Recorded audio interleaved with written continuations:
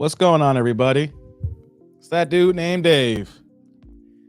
TDND Live back on a Sunday. Hey, what's going on, y'all? We're getting started here. We're going to let the chat build up a little bit here. But before we get started, I can't struggle stream off the rip here. So 1, if you guys can hear me. 2, if you can hear me. So let's get it. Let you guys get in the building here. Remember, 1 if you can't hear me, 2 if you can't hear me. Hope everybody's doing good in this Sunday here. We're going to get it going here, y'all. Let it build up here. Never gone this early on, never done a live stream on a Sunday like this time period here. So let's see what happens. You know, see a few chats here. We're going to get this started here, y'all. It's been a crazy week for me, guys. Hey, what's going on, Sheila? Hey, tribe. Sorry I missed yesterday's live, but I had to catch up on some sleep. I finally was able to get some sleep in after a week, but I'm rested. Hey, shout out to Sheila, y'all. Going through a lot there, you know, no doubt. Glad you're here, though, Sheila. Hope everything's going well with you. Hey, Only Foreign, have you seen you before? If I have, I apologize, but welcome to the chat. Dating coaches are selling an invisible product and never have any tangible results to show. Hey, y'all getting into it already, y'all. We're going to get into this dating coaches and passport bros here discussion. And to start the show off, I just want you guys to know this is my first live stream discussion talking about this. We kind of had tidbits here and there on certain reaction videos, certain lives, but this is my first touching on this. But rest assured, this is not the last. All right, this is just the first discussion because this is very hot topic. And this is not one of those one and done type of things. We're going to get into it. We're going to talk about it. I'm a long stroke y'all for a second here. Let everybody get into the building, depending on who does show up today, you know, but I just want everybody to know this ain't a one and done. This is something that is going to be a constant topic of discussion for men, the manosphere, for women need to hear this exactly as well. So let's get it going here. Let's get this chat here. Hey, what's going on, Mike? I'm glad you got rest, Sheila. Yeah. Shout out to Sheila over here, yo. Hey, what's going on, JQ? You can hear me. That's what's up. Got a 1 in the house here. That's what I'm talking about. Only Foreign, you can hear me too as well? Okay, cool. Yes. Wow, Dave, this is what? Day 5 of live? Good job. Hey, you know what? Yes, it is. 5 straight days of lives with no less than what, 2 hours and 8 minutes? So I've been giving y'all, let's see here, 2, 4, 6, almost, I think over 10 hours of talk time the last 4 days alone. And here I am back in the game for day 5. Y'all probably wondering, man, Dave grinding. That dude is hustling. This is all a test right now for me because this is 5 days in a row, right? What if I wanted to do a show Monday through Friday? You see, people want to go ahead and jump right into it, right? You got to crawl before you walk, right? Do you have the balance? Do you have, the longevity, the endurance, to come back day after day and not just do like a 20-minute reaction video, but just talk and host a show and talk to the subscribers and to my tribe for hours and hours and hours. Hey, y'all, that's what I'm doing here. Y'all got to respect the hustle. Name me any brand new YouTubers 6 months in the game who's putting in the work like me. Yeah. Before I get into that here, let's get these likes up, y'all. You got to support the channel. I'm going to talk about this throughout the entire time here. But hey, if you walked into the building, you pressed on the thumbnail, you see the title, you know what I need y'all to do? Click on that like button. If you're watching more than 2 minutes, click on that like button. It ain't gonna hurt you. It's not gonna bite you back. Let's go ahead and click on that little like button. Help your boy out. Get the algorithm going here. I'm not begging for supers. I'm not begging for Cash App, even though I will post that. But that like button is imperative to keeping this channel afloat. That's one of the huge major items here. So hit that like button. But yeah, Sheila, 5 days in a row, baby. See how it goes here. Glad you can hear me too. We got that 1. That's what's up. What's up, Robert? Loud and clear, Dave. Welcome back. Hey, Manziel TV. Got the 1 here too as well. That's what's up here. Can you hear me? JQ, I got home just in time from work to watch you live stream, brother. Hey, respect. Get that work in, grind on Sundays, man. No days off, right? I'm not on call at my current job, right? I'm using the weekend to put in more work. So that's what men do when we're on our purpose. We're on our grind. What we do, we working. We trying to analyze. We trying to figure things out to get to the next level, man. Shout out to you, JQ, man. Hey, LT, what's going on? Hey, what's up? Glad you're here. What up, Dave from Atlanta? What's going on, Coffee Killer? ATL in the building here. I don't remember your name, but if this is your first time, welcome. If it's not, welcome anyway. Yeah, what's going on, Try? That's what I'm talking about here. Hey, what's going on, Clotis? I have company right now, but make sure you hit the like. I'll catch you later. If you're still on and Kenny G is going to need a 3-time lace front, I ain't shit. Oh, man. Clotis starting already, man, but I get it. You got your family. It's Sunday. Tend to yours, bro. Got to do what you got to do here. Yeah. Hey, what's poppin', Fred? You watched the Joshua fight and speech? Hey, man. Hey, I'm gonna do a quick talk on that before we get into the Passport Bros and the dating coaches topic here, right? I'll touch on that, but I'm gonna get some of these chats, man. Hey, man. Hey, man, Joshua done. Hey. You know what I'm saying? I'll give you a few to talk about. I'm gonna get some more of these chats, Fred, no doubt. Yo, man. Hey, man, Joshua wildin', yo. If y'all didn't see yesterday, Anthony, Joshua, AJ, hey, man. Hey. Happy Sunday, Dave. Happy Sunday right back at you. Anyone else calling out Don DeMarco every time I hear the air horn? Only reason why I didn't add that because they own that. I don't want to, that's their Don DeMarco, but I'm just leaving the air horn out like Don DeMarco. Yes, I hear it in my head sometimes too, but I know Fresh and Fit got that going on. Other content creators got that. I'm just going to let the air horn be. Maybe I'll come up with a new tagline with my air horn and then I'll put it out there. Yeah.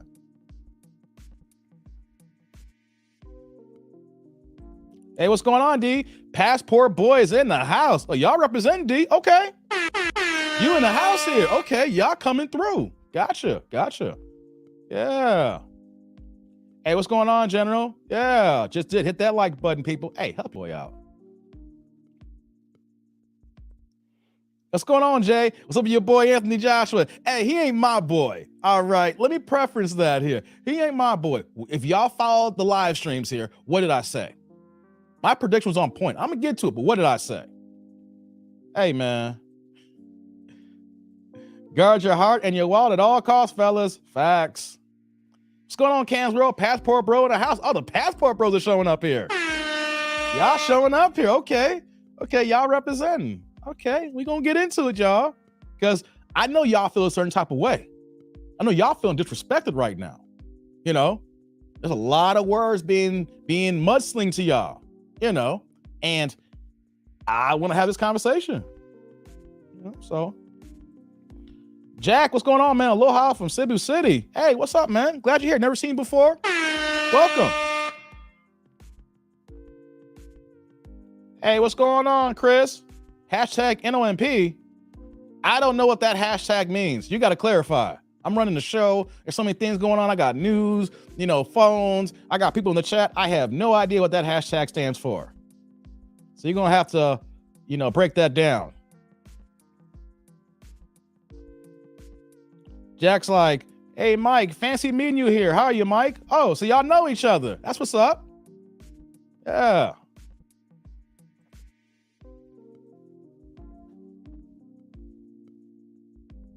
Before we get started, guys, if you haven't already, you can't do it right now. But if you missed the live stream yesterday, give that a check out when you get a chance. We talked about, we did touch on Andrew Tate's being banned from IG and Meta, aka Facebook. Had a good conversation, and I'm gonna let y'all know that's not gonna be the only conversation that we're gonna have regarding Andrew Tate. I've been wanting to talk about him and do live streams in the past, but some things didn't work out timing wise, and then just things keep coming on. When you're on here every day, you have to pick different topics, and sometimes things get pushed to the background here. So if you guys get a chance, check out that live stream after this one here. You know, we had a good conversation. My boy Mike, he hopped on the feed last night. We had a good discussion. You know, hey man, you know, some people are going to be for his ban, some people are going against it. But I look at the bigger picture, you know, and also when it comes to items like this, I also have to be very mindful of my speech.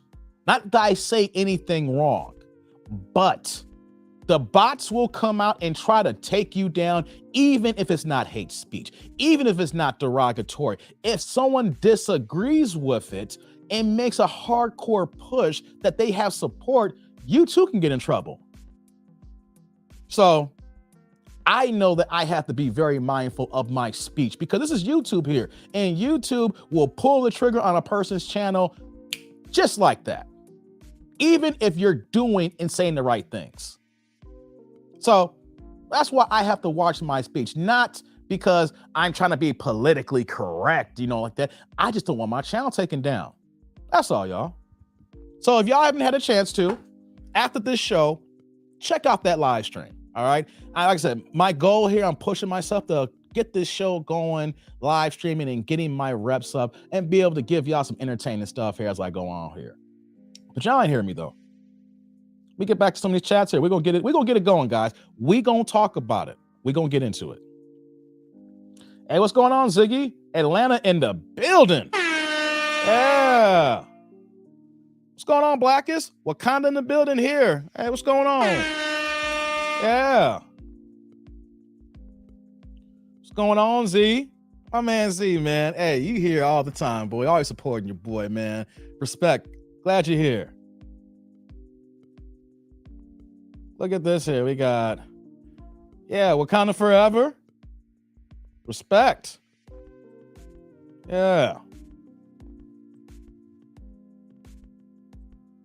Real fast, guys, before we get into this talk here. How's y'all weekend going? It's the end of the weekend now. It's Sunday. Did y'all have a good weekend? I know you guys gotta go back to work tomorrow, probably. Some of y'all like me, working every day. So what is a weekend? So are y'all enjoying this here? I'm here for a short time, not for a long time today. I can't do a 5-hour long live stream. If you guys are wondering, you guys gonna be probably coming in and out, checking in, things of that nature. No 5-6 hour long stream hour live stream tonight because I'm still learning and I got to get on my game as well because Lead Attorney has another mastermind class tonight. Oh yeah, shout out to Lead Attorney. You know, so he got that going on tonight. So I can't go no more than 3 hours max. And I'm not gonna do 3 hours because I need to give myself a few minutes and then hop on his live stream so I can go ahead and get this work. So I can go ahead and learn my craft. So I can go ahead and try to perfect my skill set and do everything possible so that I have a dope YouTube channel here. I think it's pretty good now, but it can be better. And why am I saying that? It's because I am not resting on what I have here right now. And I want to encourage all men, especially women here who watch me too as well, not to rest on your laurels.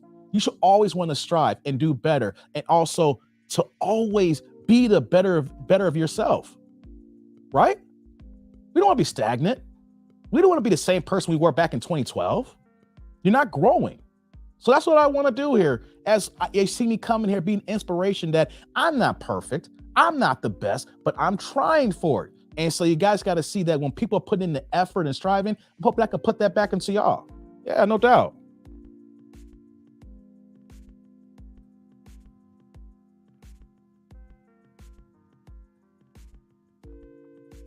Blackest says, having withdrawal issues after getting back from DR, bro. Oh, using DR, man?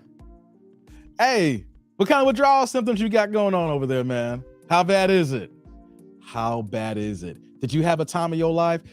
Were you carefree? Were you letting your hair down? And now that you back home in the States, you're like, God dang. All these banshees, all these wombats, all these hood boogers. And I'm back here with this stuff here. How come I just didn't do a one-way ticket and stay in DR? Is that how you feeling, Blackest? If that's how you feeling, man, you let me know, man. Oh, snap.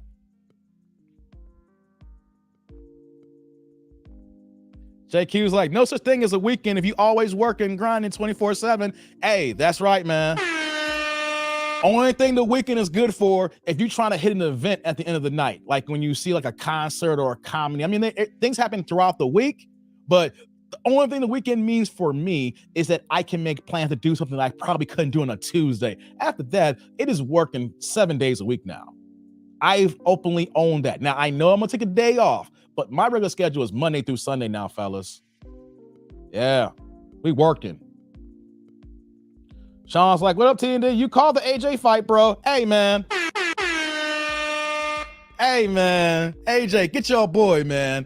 Get your boy, AJ. We're going to talk about the Passport Bros. I know we got a small crowd here, but we'll see if it picks up in a few minutes. If not, we'll have the small crowd have this discussion here. But, man, AJ, hey, man, y'all need to get y'all boy, man. Is he y'all leader? He ain't my leader in boxing. He ain't my king.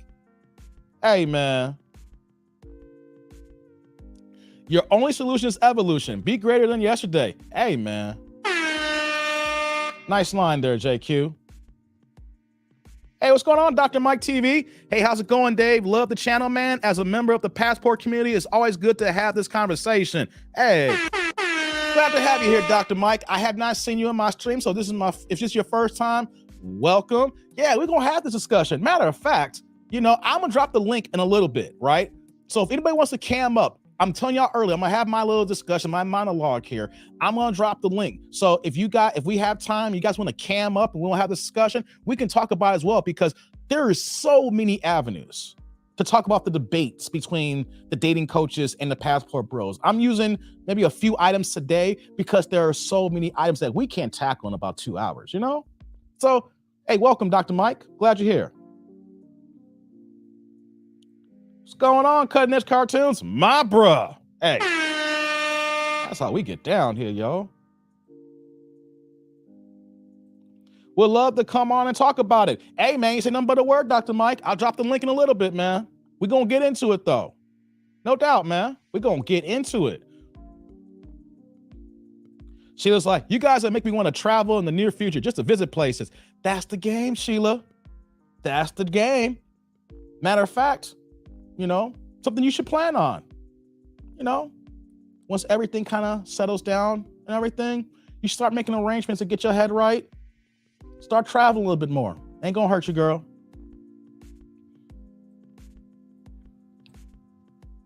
Black is Nice says, for 2 weeks, really bad, bro. Met this hot fitness trainer at the tail end of my time there, and when I showed my friends her pic, they went wild, was treated like royalty.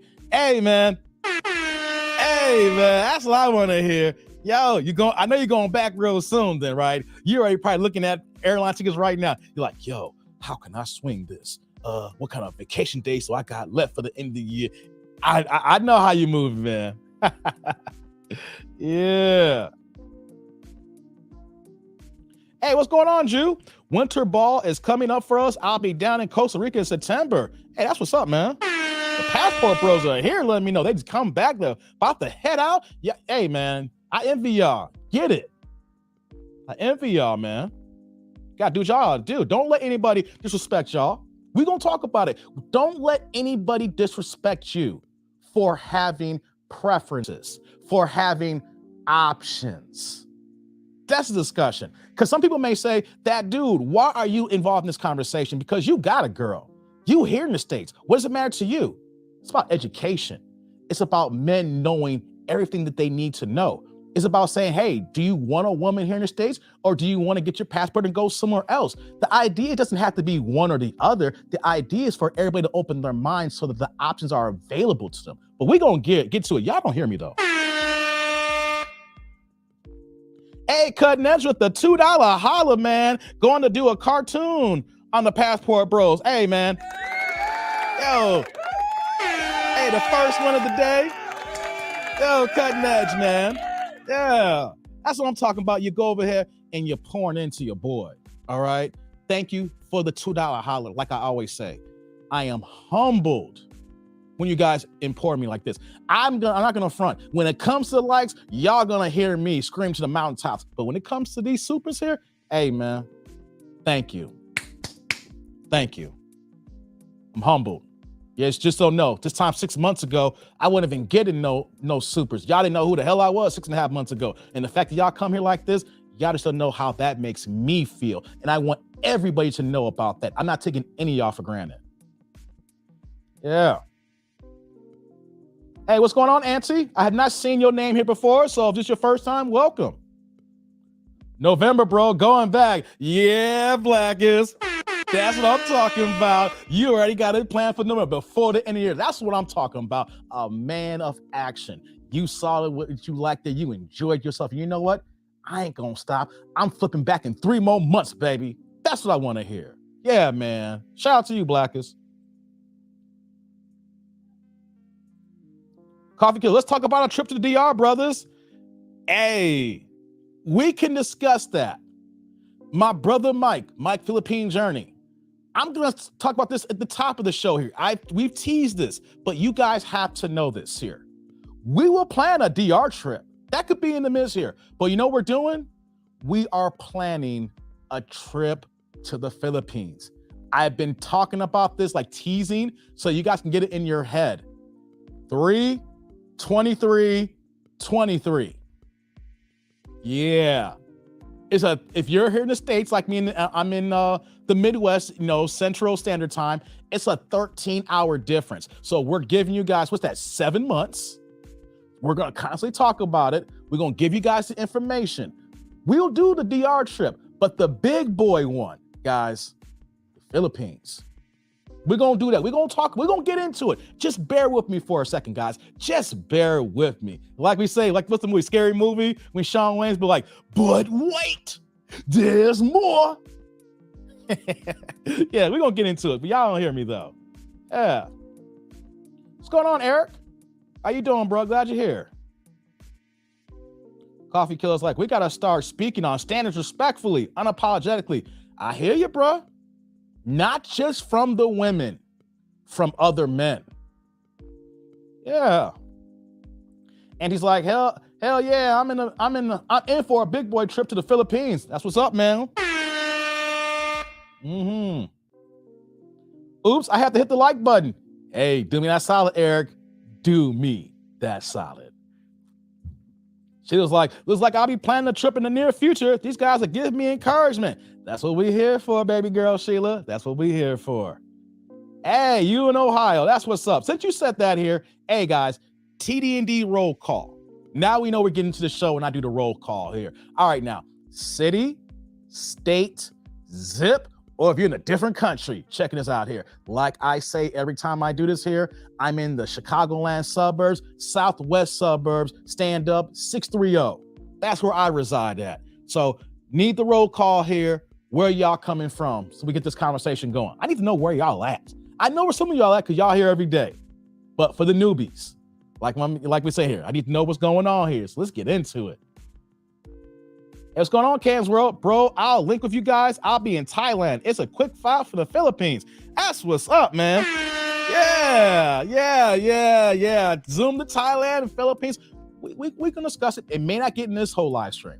But trust me, if y'all rock with me and you subscribe to my channel, we're going to keep this discussion going. We're going to plan these trips out. We're going to give you guys the information. Yeah. Hey, Eric BMO's in the house, baby.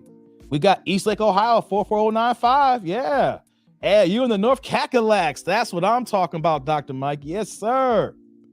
Ron's in the house here. I'm from Albuquerque, New Mexico, 505. Hey, man. Breaking Bad? Better Call Saul? Do y'all watch that out there in New Mexico? Hey, man, the show just ended. Like the whole series. Because Breaking Bad ended years ago. Then to spit off the prequel of Better Call Saul.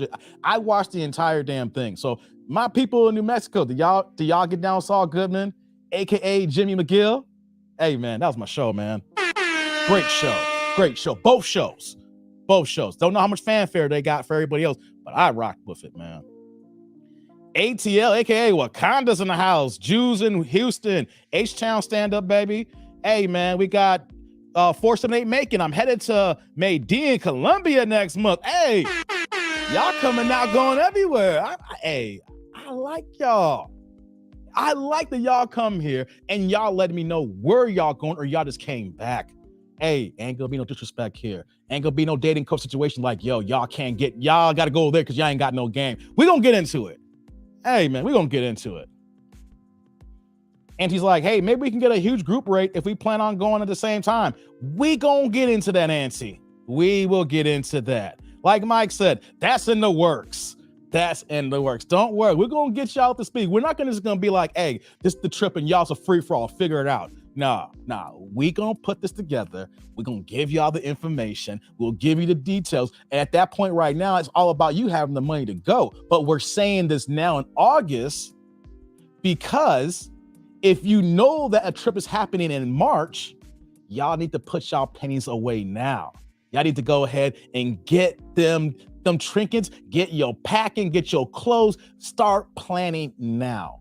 We're not gonna sell you guys short. We're gonna have you guys prepared so that when it comes time to pull the trigger and go ahead and start buying y'all tickets and hotels, we gave you the information. It's all about you getting your time off of work and then hopping on a plane and getting the hell out of Dodge. That's what I'm talking about. Yeah. Hey, before we get to discussion, guys, let me just talk really fast. Y'all know I'm a diehard boxing fan. I ain't trying to kill my YouTube algorithm, but we talking about the weekend here, and I gave my prediction on Saturday and Friday, and my prediction came true. I'm a diehard boxing fan. And what did I say? Before we talk about the passport bros, because, hey, if you was a passport bro, you could have went to the fight. It was in Saudi Arabia. It wasn't here in the States. It wasn't in the UK. They went where the money was at to pay these guys. So they went to Saudi Arabia. And what did I say? What did I say? I wanted Anthony Joshua to win, but he was going to lose. He was going to lose. And why I say he was going to lose? Why are you getting a brand new trainer to work with for 6 to 12 weeks? In the biggest fight of your life, coming off a loss, and you've already lost, you got your first loss a couple years before that, right? He is a face. He is a name. He sells tickets. The UK loves him. He didn't need that immediate rematch. If you're going to get a new trainer, you fall back. You take a setup fight, a step-up fight, basically, after a loss. You got to get your mind right. As men, when we fall short, what we got to do? We got to pick ourselves up. We got to get our mind right. We got to get our mental together as well as our physicals together. And Joshua needed to do that. He needed a guy, not the champion. He needed to fight someone in the top 15. Get the rust off. Work on the new kinks with that new trainer. And then have a step-up fight with someone in the top 10. Then run it back by this time next year and then go after whoever got the belts. Nah. He went ahead and went after Usyk straight up, man. And after those first 3 or 4 rounds, I'm sorry. I had it 8 rounds to 4. I had it 8 rounds to 4. Some had it, of course, they had it a split decision. One judge had it 7 rounds to 5 for Joshua. There's always one judge trying to give one away. But the 2 judges had it 7 to 5 and 8 to 4 for Usyk, and he is still the champion. He caught out Fury. The biggest thing that I want to talk about is, hey, man, hey, why did Anthony Joshua have a goddamn nervous breakdown in the ring? Why did he have a nervous breakdown in the ring? He took the belts and threw them out the ring, right?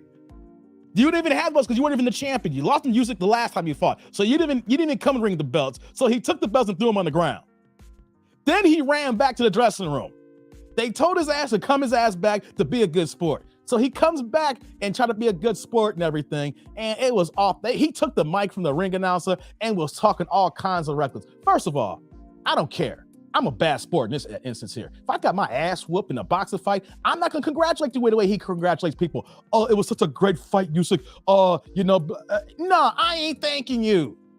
I'm gonna say it's a good fight, but I'm not gonna be licking your ass. Hey, man.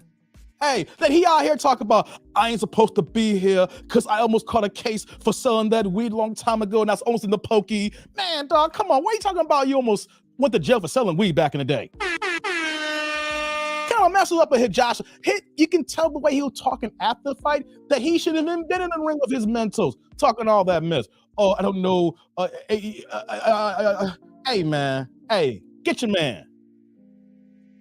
Get your man Anthony Joshua, man. Had that big old breakdown, man. He screwed up so many money fights. So many money fights. I want to see him fight Fury. I want to see him fight Deontay Wilder. Oh my God. I wanted to see a Wilder fight. We're going to talk about the Passport Bros. Don't worry. I got to get my boxing talk off first. I wanted him to go back and get Lucille. What y'all know about Lucille, the WBC belt? Because I'm the rookie of the year in the manosphere, y'all. Started in February. You see my stats. Come on, man. 6 months in the game, baby. Come on. Rookie of the year. Say it out loud. Rookie, rookie, rookie, rookie, rookie, rookie, rookie. All right. I'm being goofy right now, guys. Yeah. But y'all get it, though, right? He screwed up the money. So where does Joshua go now? Where does Joshua go now? Hey, he got to rebuild himself. He can't fight the O2 Arena no more. You think people are going to go and do 80,000 after these back-to-back losses and the 3 losses in the last 4 or 5 years? He can't do a Wembley show now. People ain't paying for that. Oh, man. Get your boy, man. Let me put the belt down. Put Lucille down. Oh, my God. Hey, let me get to a few more comments, man. Let's see here. The champ was from Ukraine, right? Yep. Usyk was from Ukraine. And you know what Usyk did before the fight? Reason why this fight was delayed? Hey, he said he's at F boxing. He hopped on the plane and went to fight for his country. He was like, yo, man, I got to be there because Putin trying to take my countrymen out. I don't know why this fight didn't happen sooner. He was over there supporting his countrymen. They got pictures with him and Lomachenko, who's also a boxer, 135 pounds. They had their military garb on with the rifles and the shotties. Hey, man, they about that life. They about, yo, it's life or death out there. They was like, F the belts, F me being the heavyweight champion of the world. I'm about my people, y'all. Usyk is from the Ukraine. Hey, man, you don't want that work with him. You don't want that smoke with him. Hey, what's going on, Eric? Hey, what's going on? Man, what about that Leonard fight against Usman? That was vicious. Hey, he got his ass knocked out. They put him to sleep, didn't they? Hey, man, he was like this, eyes wide open, like.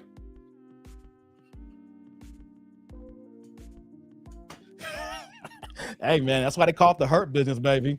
You ain't catch me no damn ring. I'm too pretty for that. Ali said he was pretty, but I ain't pretty Ali because I ain't taking no punches. Hey, shout out to Contra with the $10 holla, man. AJ not only lost the last fight, but he lost his effing mind after the fight. Cringe. Yeah. Yeah, Contra, he lost his goddamn mind. Hey, show Contra some love. Hey, if y'all get a chance, just Google or YouTube Anthony Joshua last night, and y'all can see that goddamn meltdown. Hey, man, it's a wrap for him. It's a wrap for him. He went to the hospital afterwards. He needed to for all the stuff he was talking. And my thing is, hey, y'all UK cats. Yo, why was he talking like I almost was not here because I was selling weed in the past and I almost caught a case? Hey, man. Come on, cuz. Come on, cuz. You acting like you hard, like you was out here moving weight. You out here like The Wire. You out here like Avon Barksdale. Hey, man, you ain't out here like Be More, where you got to see more and be ready. Hey, man, come on, Anthony Josh. Hey, get him. He talking that recklessness. Talking like that, man. And they don't even do drive-bys in the UK. They ain't got no guns. You get your ass shanked. He over here acting like he over here big time and moving pounds and keys and everything. Ain't no gun buys going by here. You will go, they'll shake you in a heartbeat out there. It's like, oh my God, I got shanked. Hey, y'all, hey, don't mind me, y'all. Don't mind me. We gotta get into it now. Let me look at getting more of these chats, y'all. Hey, what's going on, BJ? How you doing, man? Glad you're here.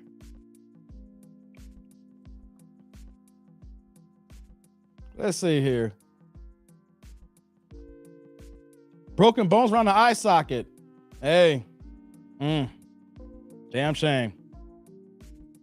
Did you hear that AJ taught you the belts out the ring? That's what I was saying earlier, man. He threw the rings out the He wanted the champ. He grabbed the belts and threw them. He wilding. What's he doing that, man? Get your boy, man. He wilding. Click that like button, y'all. Click the like. Let's get the likes up. There ain't that many of us here right now. That's all right, though. Let's get the likes up. And I want to say this last thing here about it. Eddie Hearn, like I said yesterday, is the worst promoter in the game. Someone tried to say yesterday that he like young Bob Arum. Hell no, he ain't. All right. His number one cash cow, his number one face, AJ, has lost twice in a row. If he really was worried about his fighter, he should not have let him get through with this fight here. You just signed this man to a lifetime contract at DAZN. Now, DAZN now gave this dude all this money for basically wasteless pennies now because he ain't the same fighter that they signed. On top of that, too, they signed to a lifetime deal. How did other broadcast networks get the fight? Hey, man, Eddie Hearn sucks at this job. If you are supposed to be the house promoter for a network or the app that DAZN is, you're supposed to let that company know that you're going to get every fight possible for that man, especially if they sign a lifetime deal. And when we say lifetime deals for a guy like AJ, ain't no $1 million, ain't no 5, ain't no 10. We know we're looking at probably close to 100 million easily because I know they gave him stock in the company the same when they gave Triple G stock in the company.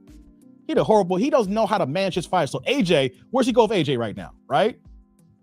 Triple G, y'all gave him all that money. He loses to Canelo, he's done. Matter of fact, Canelo Triple G, ain't nobody talking about that fight this next month. That thing is it's like shit on the street. It's just sitting there and stinking right now. Ain't nobody asked for Canelo Triple G3, but Eddie Hearn wanted it so bad, he wanted to make it seem like this is the biggest fight in boxing. Why is nobody talking about it? Why, if you look at all the boxing channels, ain't nobody talking about Canelo Triple G? So he got that fight going, so he gonna lose Triple G after that fight. Triple G loses, but if Canelo loses, Canelo's gonna look even worse. He's coming off a loss in May with a fight that he should not have been in the ring with anyway because he's doing the Eastern European tour and don't want to fight other Mexicans or other black fighters because he get his ass whooped. So Canelo's come off a loss and he gains nothing if he beats Triple G. If Triple G loses, he's going to be retired. Hey, man, y'all ain't hearing me, man. I got to get done with this boxing talk now. But that's the whole idea, man. Eddie Hearn don't know what the hell he's doing.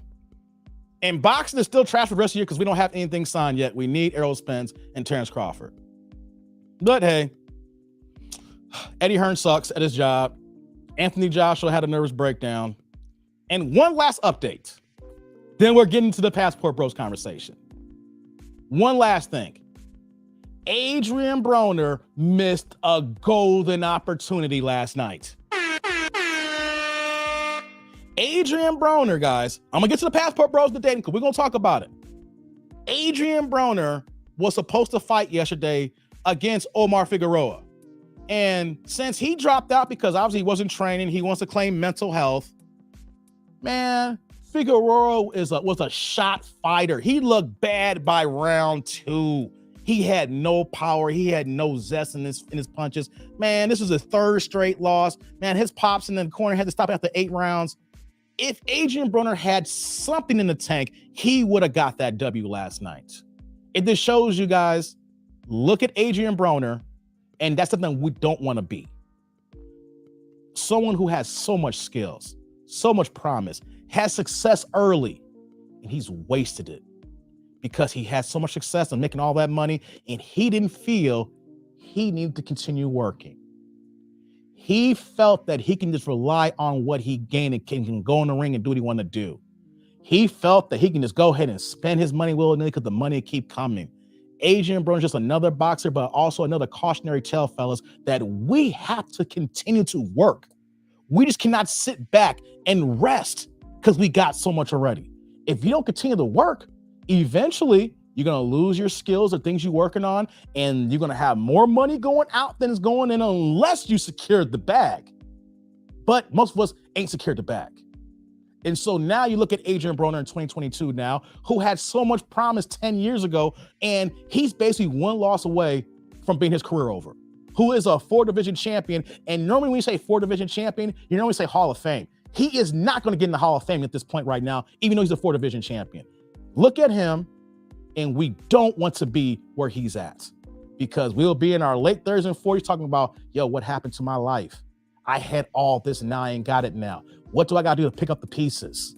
And sometimes you're trying to pick them up too late. Let's get into it, guys. Let's get into it. Auntie's like, shit, from now to March, there's like what, 6 months? Sure, you can put 250 per week away and have it a go. Hey man, that's why me and Mike is planning this out ahead of time, because we know that some men are procrastinators. We know some men don't even properly plan. So if you guys know ahead of time, like you said here, $250 a month will get there no problem. Because 7 months away, $250 a month, what's that? You're knocking on close to what, $2,000 then? Yeah. 7, 8 months away? Give or take, whatever the case may be. That's what we're talking about. The next month or two, guys, needs to be worked on the plane ticket. But yo, let's get into it now. We'll talk about that. Let's get into it. Passport bros, where you at?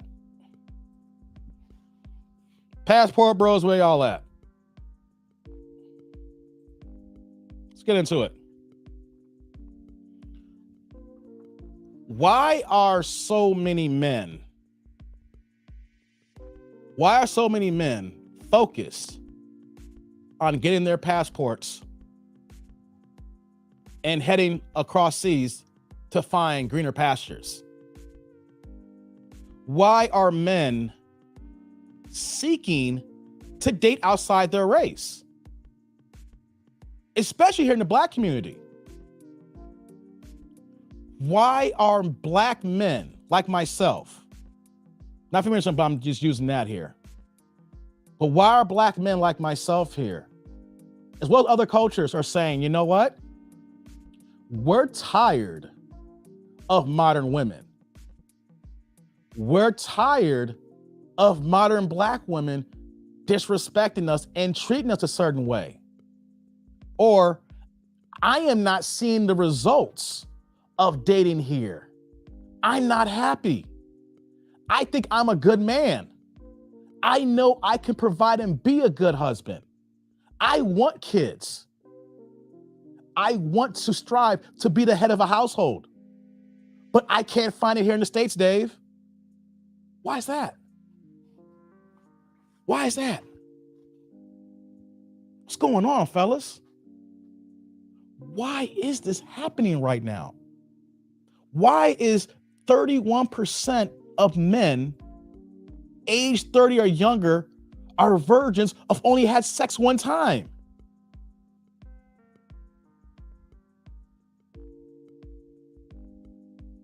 How is that possible?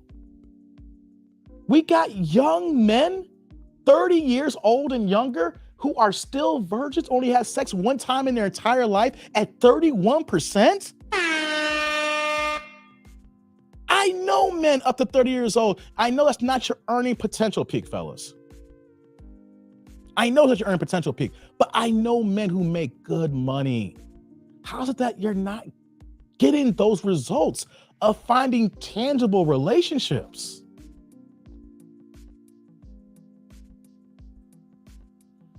X Leo's here. Hey, what's going on, man? Dr. Mike, yes, you a passport bro in the building, yes. And he's like, $250 per week is roughly $6,000 over 6 months. I'm like $250 a month, not a week. That's a lot of money. You don't need that much money in the Philippines. I'm saying a month. If we did a week, I'll break that a little bit smaller. If I said a month, I apologize. Hey, what's going on, Chris? I'm headed to Brazil in February. Nice. Brazil. Because we are fed up here, Chris. Okay. Chris is fed up. Chris is going to Brazil and he's saying he's fed up. He gave me an answer. Auntie's like, $6,000 is a plane ticket round trip, play money, and all accommodations for 1 month. Hey, Auntie, Mike and co-signed this here.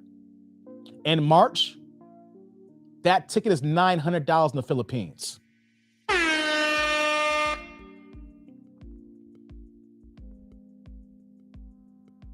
That's why we're talking early about this here. And we're going to have discussions and we're going to be open about it. And we want to put everything on the table. So for people who maybe I say ignorant, when I say ignorant, the essence of not knowing several things here. And for the bros here who have been going back and forth and been doing their thing here, we're going to have a discussion here about pricing. Because you know the main thing that I hear from other women and also the dating coaches. You know what I hear? Here's the number one thing. How are you gonna be able to afford going over there if you ain't on your job, ain't got no money here? Right?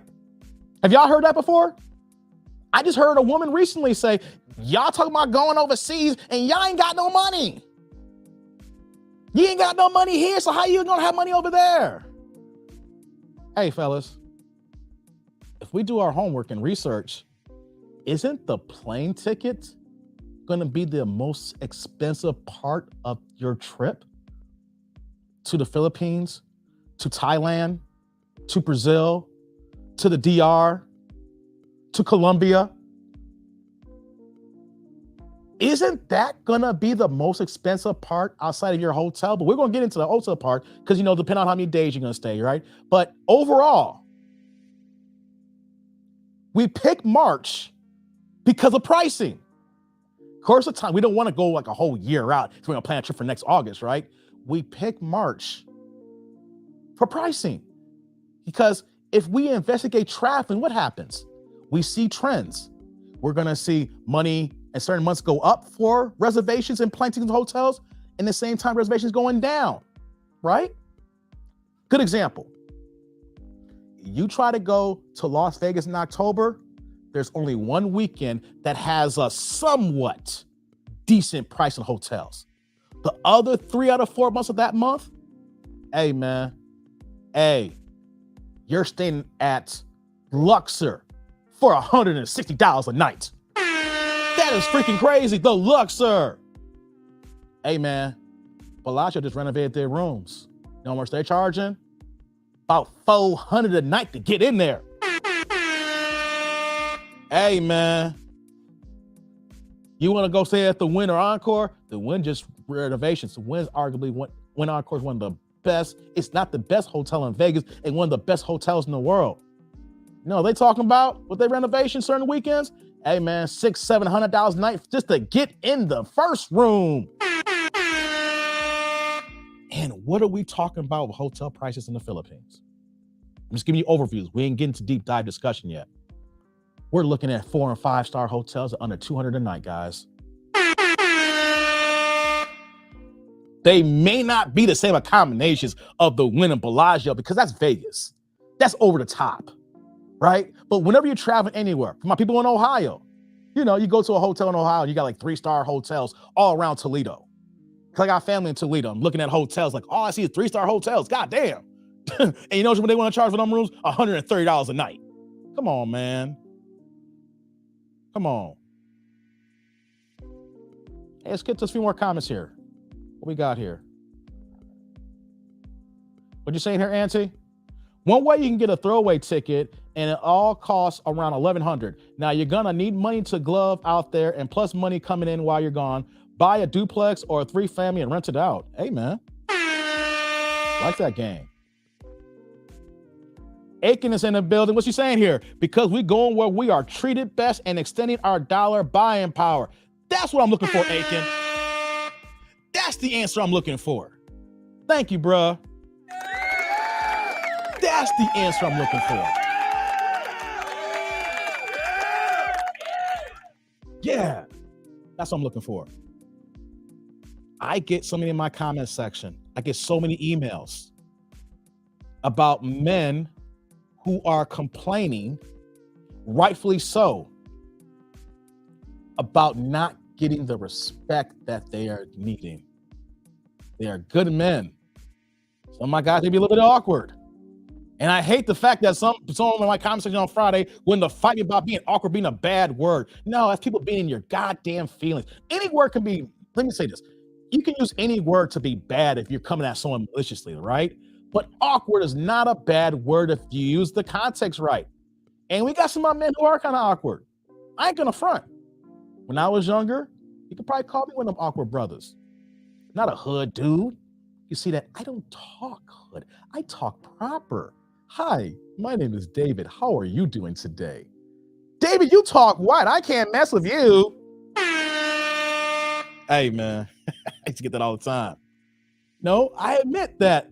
Hey, you can say that I was kind of awkward, but I own my awkwardness. I own my blackness because we're not a monolith and everybody's different. There's no such thing as one type of black man. But for some reason in our community, if we don't move a certain way, then they look down at us. They talk about us, call us Oreos. Back in the day in the 80s, remember that in the early 90s? They call us sellouts. They say, you ain't black, you ain't down for the cause. Look how you talking here. You talk extra white, Dave.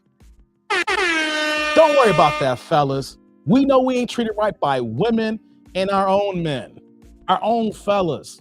But we're grown now and we can block out all that white noise. Because you want to know something? Whenever we get them sign language, shame, insult, guilt, and need to be right, they have other agendas why they're doing that to us. Number one, for my passport bros here, why are the dating coaches coming so hard at y'all? Get some more of these chats. I want to ask that question. Why is the dating coaches coming hard at y'all? I can't say I'm really a passport bro, even though that I got my passport. I'm a traveling guy, but I got mine, right? But I like to see myself somewhere in the middle. Like I said, I want to give people the options to see what they can do here. If you want to be here in the States or you want to go abroad, I am not the type of person that says, yo, you are wrong and I'm going to talk about you, you're wrong. I'm all about inclusion. So why are the dating coaches going so hard to passport bros? Hey, man, Aiken with that $1.99, the $2 holla. Shout out to the passport bros. Yeah. Shout out to Aiken. Thanks for supporting for the $2 holla, bro. I really do appreciate it. Salud.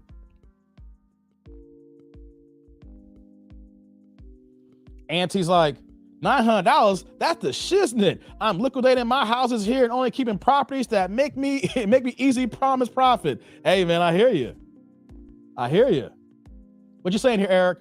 That's a myth. Black guys aren't broke. We are not broke. We hear that though, right? You know why we're called broke though, Eric?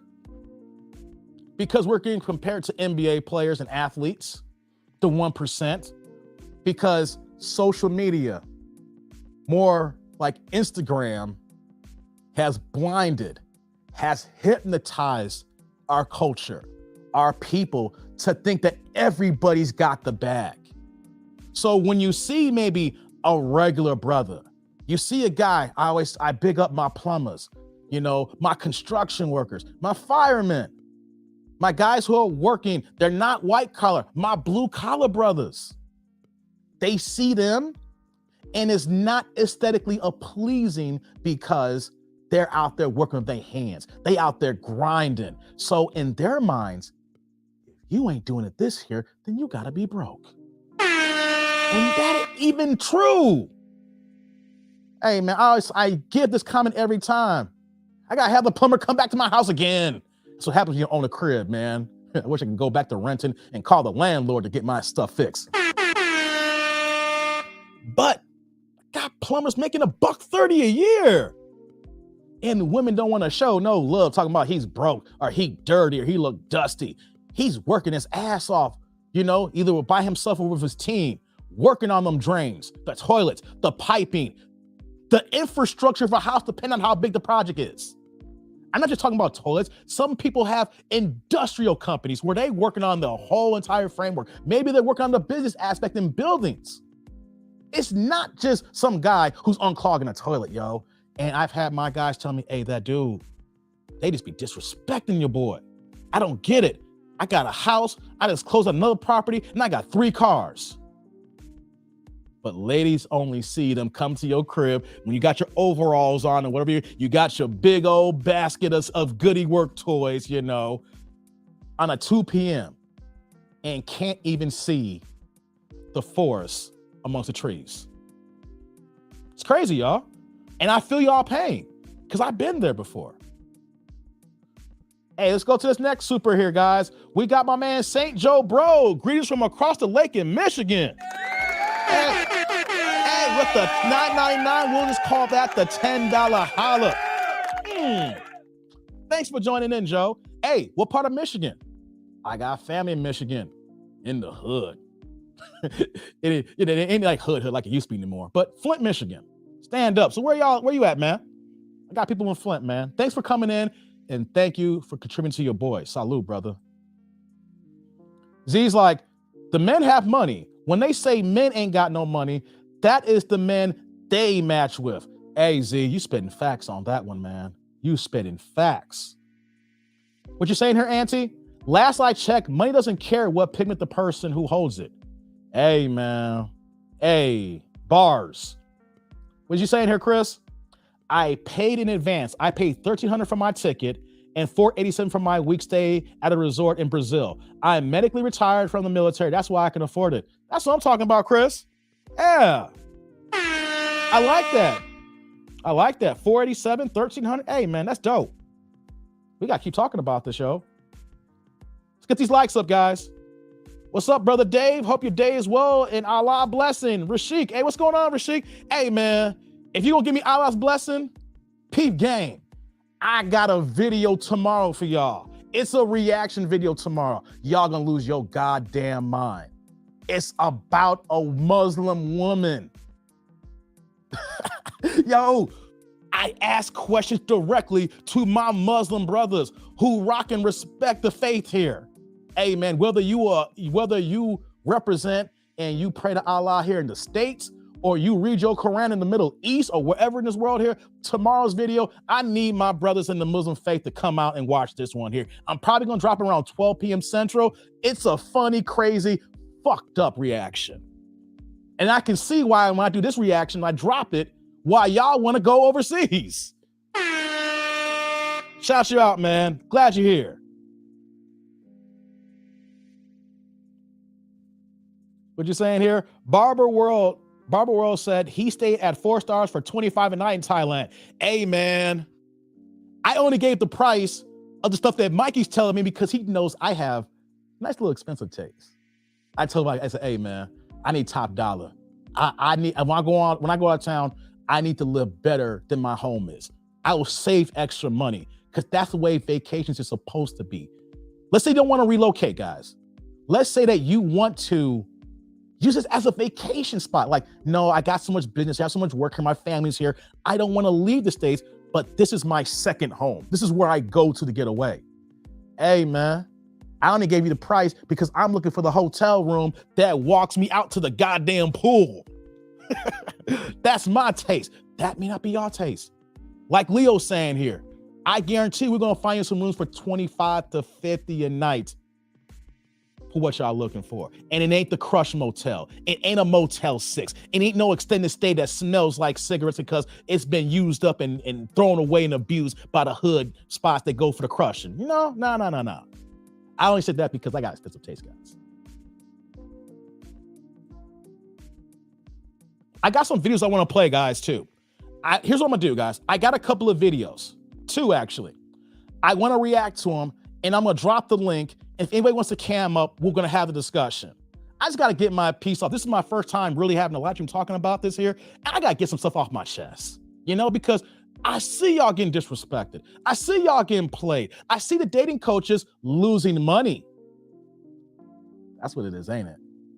That's what it is. Because think about it, fellas.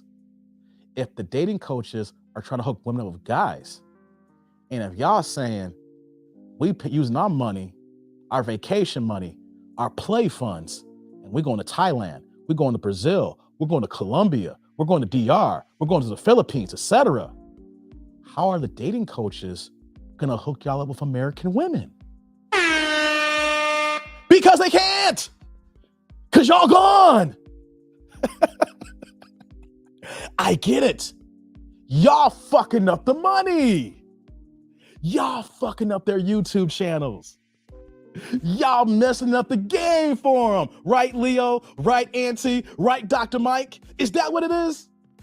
Is that what it is? Y'all fucking up their YouTube money? I think that's what it is, right? I think that's what it is.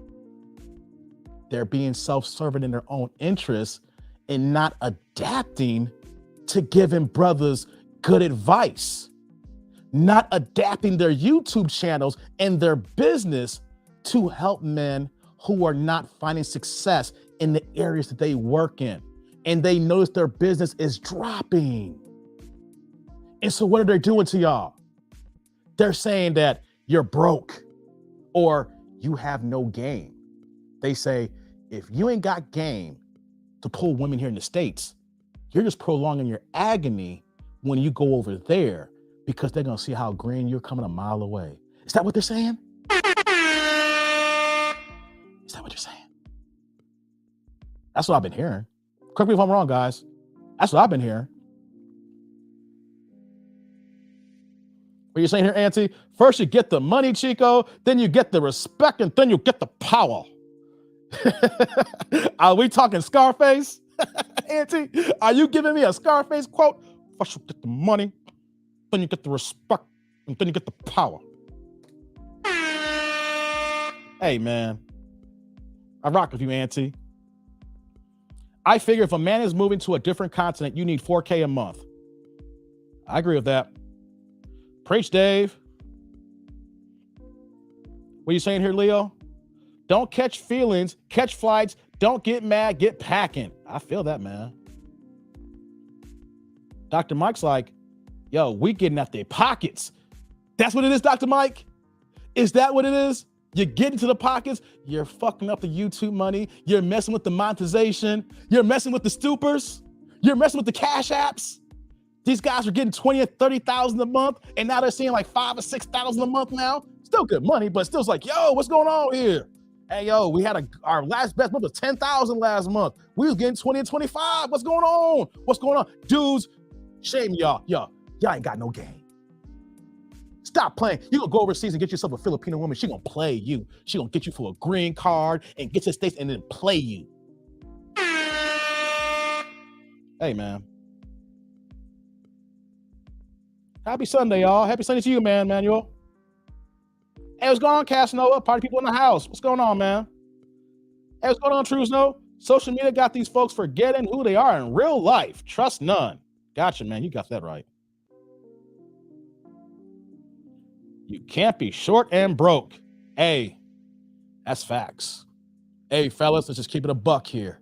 If you short and you ain't got that much money, I hope you can save up to pay for yours. Not trying to disrespect or be mean.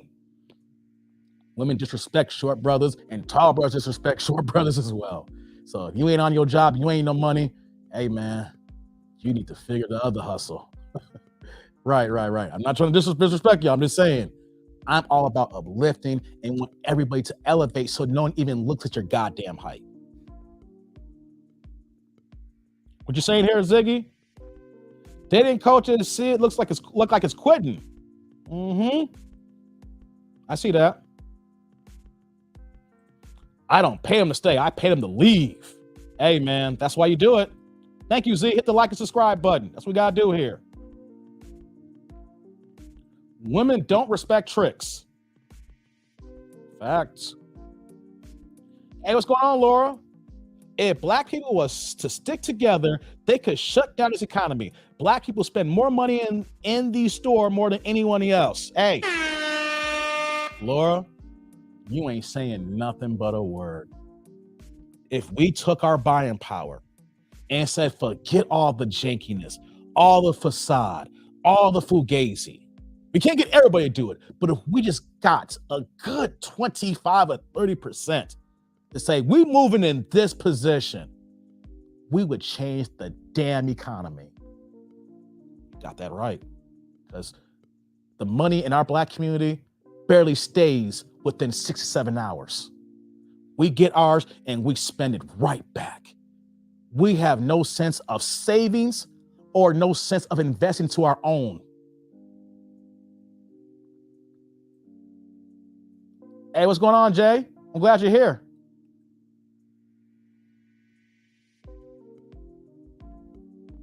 What you saying here, Z? Stats say 1 in 5 marry a foreign woman. This doesn't account for where they met, but 20% basically. Interesting. Thanks for that info, Z. If I'm green, then call me Swamp Thing. Hey, man. That's what they be saying, y'all. Get to a few more here.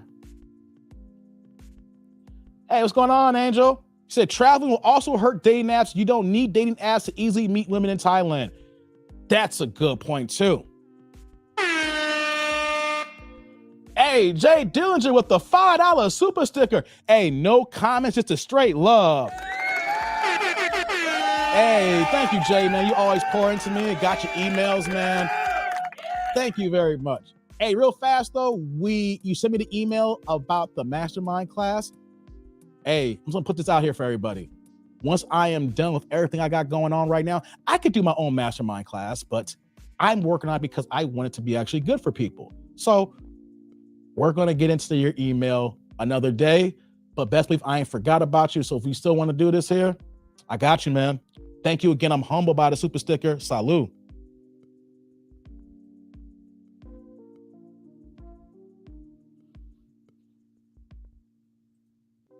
They also realize that most of their techniques aren't needed or don't work abroad. Got that right. Here's what I'm going to do. I'm posting the link now. You guys can't come up right now. I'm still doing my monologue here. But that's the link if you want to cam up today. Peep this, guys. I want to touch on a particular reason, a possible subject here that I've experienced.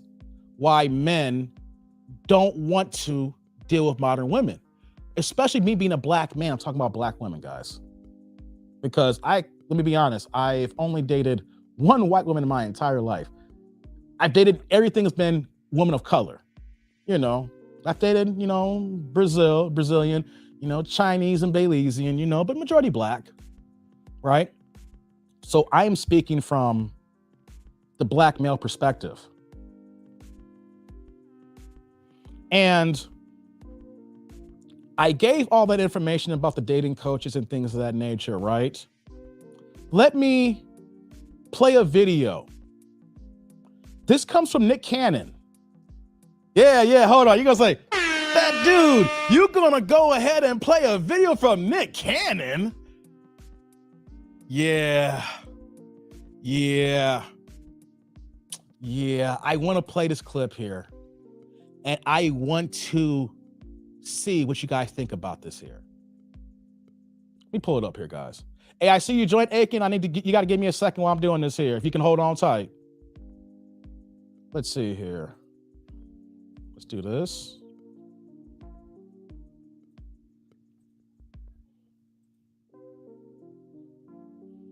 All right.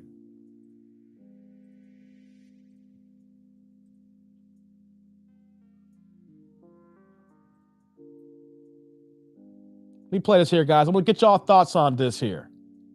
This is my man, Nick Cannon, the ultimate Pookie and Ray Ray right now, popping out babies left and right, even though he can afford them. But I mentioned a whole gambit of items why men are looking elsewhere. Let's focus on one particular point here for the rest of the show here. And then as we go into further shows, we're going to focus on these other items. So we're going to focus on the women here.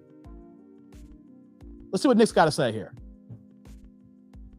That probably need assistance when it comes to female hygiene.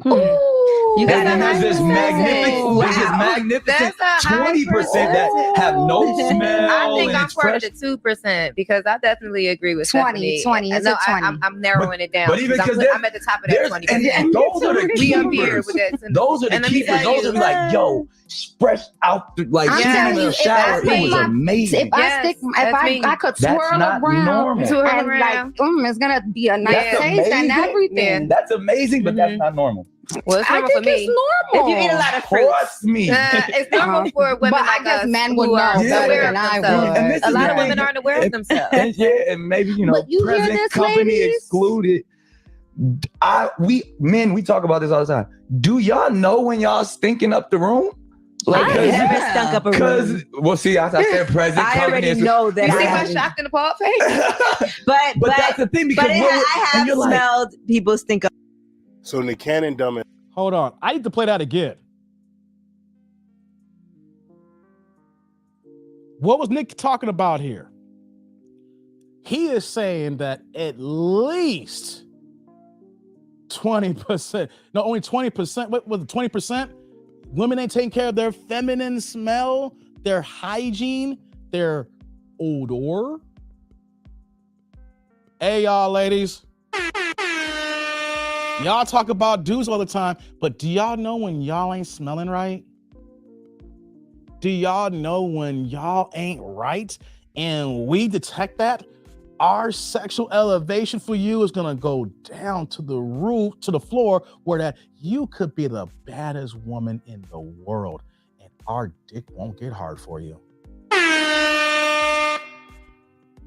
Like Leo said here, that pH. We can talk about I'll bring guys up here. I want to focus on this point here for a moment here, because I saw these videos. I'm like, I see why, and I've been through this before, why men would say, hey, y'all stink. We're going to get hot and heavy here, and you smell like this. If you smell like this, what do you do when I'm not around? Oh, my God. What would Deontay Wilder say? Oh, my God. Oh, my God. Hey, man, what are you saying here, Z? Make your dick softer than baby shit. Hey, man. Hey. What you saying here, Laura? Is that why him and Chris Brown may possibly have HIV from that Instagram model? Nick would know.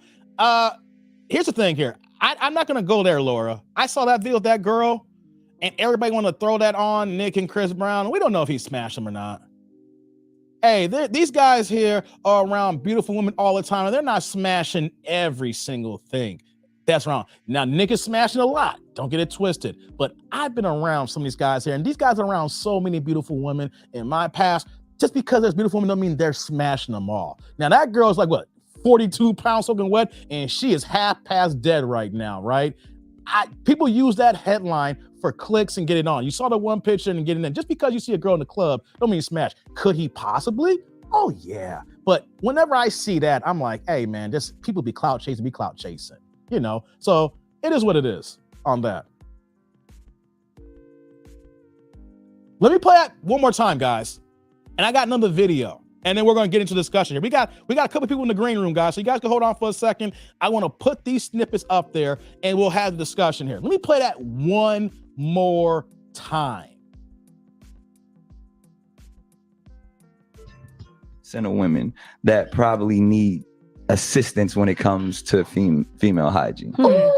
You got this magnificent 20% that have no smell. I think I'm part of the 2% because I definitely agree with 20. I'm narrowing it down. But even because I'm at the top of that 20%. And those are the we up here keepers. with that. Those are the keepers. Those are like, yo, fresh out the shower. It was amazing. If I could swirl around and like, it's gonna be a nice taste and everything. That's amazing, but that's not normal. Well, it's normal for me. It's normal. If you eat a lot of fruit. Trust me. It's normal for women but like I guess us men would who are know aware better of than I themselves. would. A lot of women aren't aware of themselves. And maybe, present company excluded. We talk about this all the time. Do y'all know when y'all stinking up the room?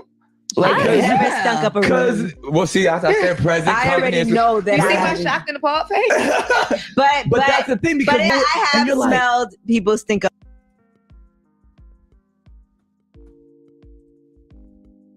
So, I've experienced before.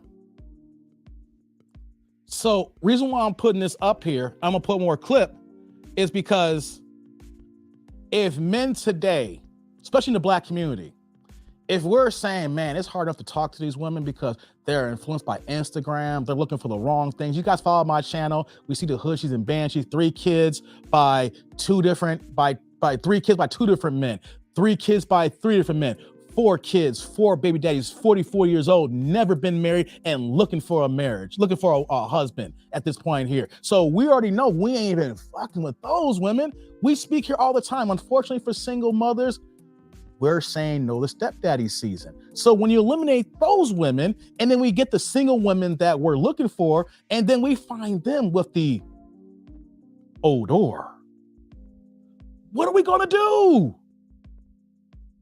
What are we gonna do, people? I see a whole bunch of people in the green room now. I'm gonna get to y'all. Give me 1 second, guys. Just hang tight. What we gonna do? I want to play one more clip. This comes from a Black woman. She's a Black content creator. I'm gonna pull this up here. I want to hear your comments on her, and then we're gonna bring a panel up here, and then we're gonna discuss. Let me pull this up here. 1 second here. All right. I want to set this up here, guys.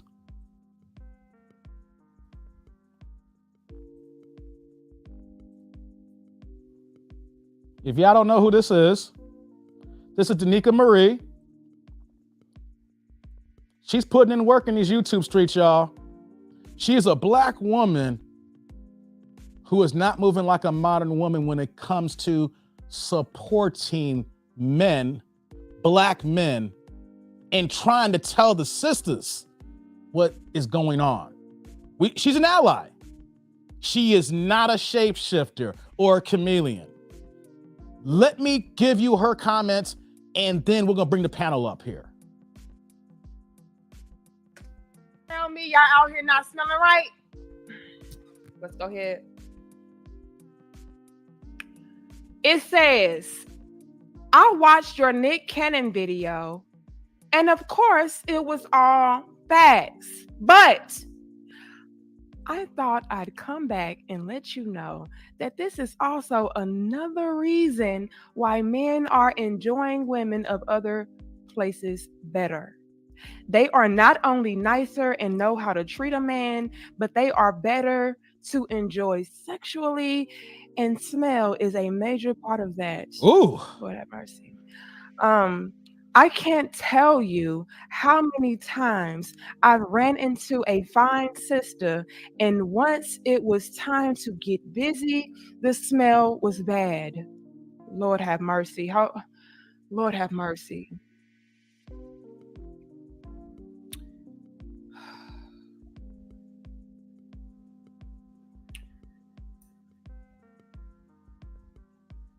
I've had to turn down many fine women for this reason, and it is very disappointing.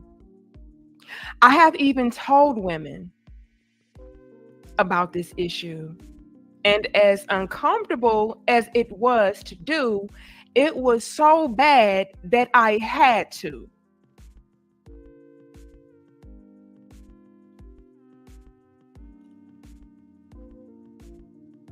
I don't know what this is about, but maybe you should address this too and give women tips on how to stay fresh, because that's running us off too, even if the sister is cool. Lord have mercy.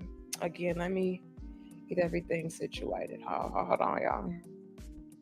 Y'all done fucked up my camera this day. Look, y'all done fucked up the camera, y'all, so damn off base and off track with it. Yeah, fuck them on down. Hold on. She a trip.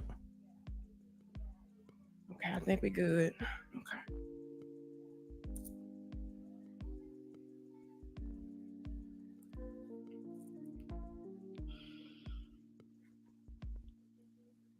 Damn.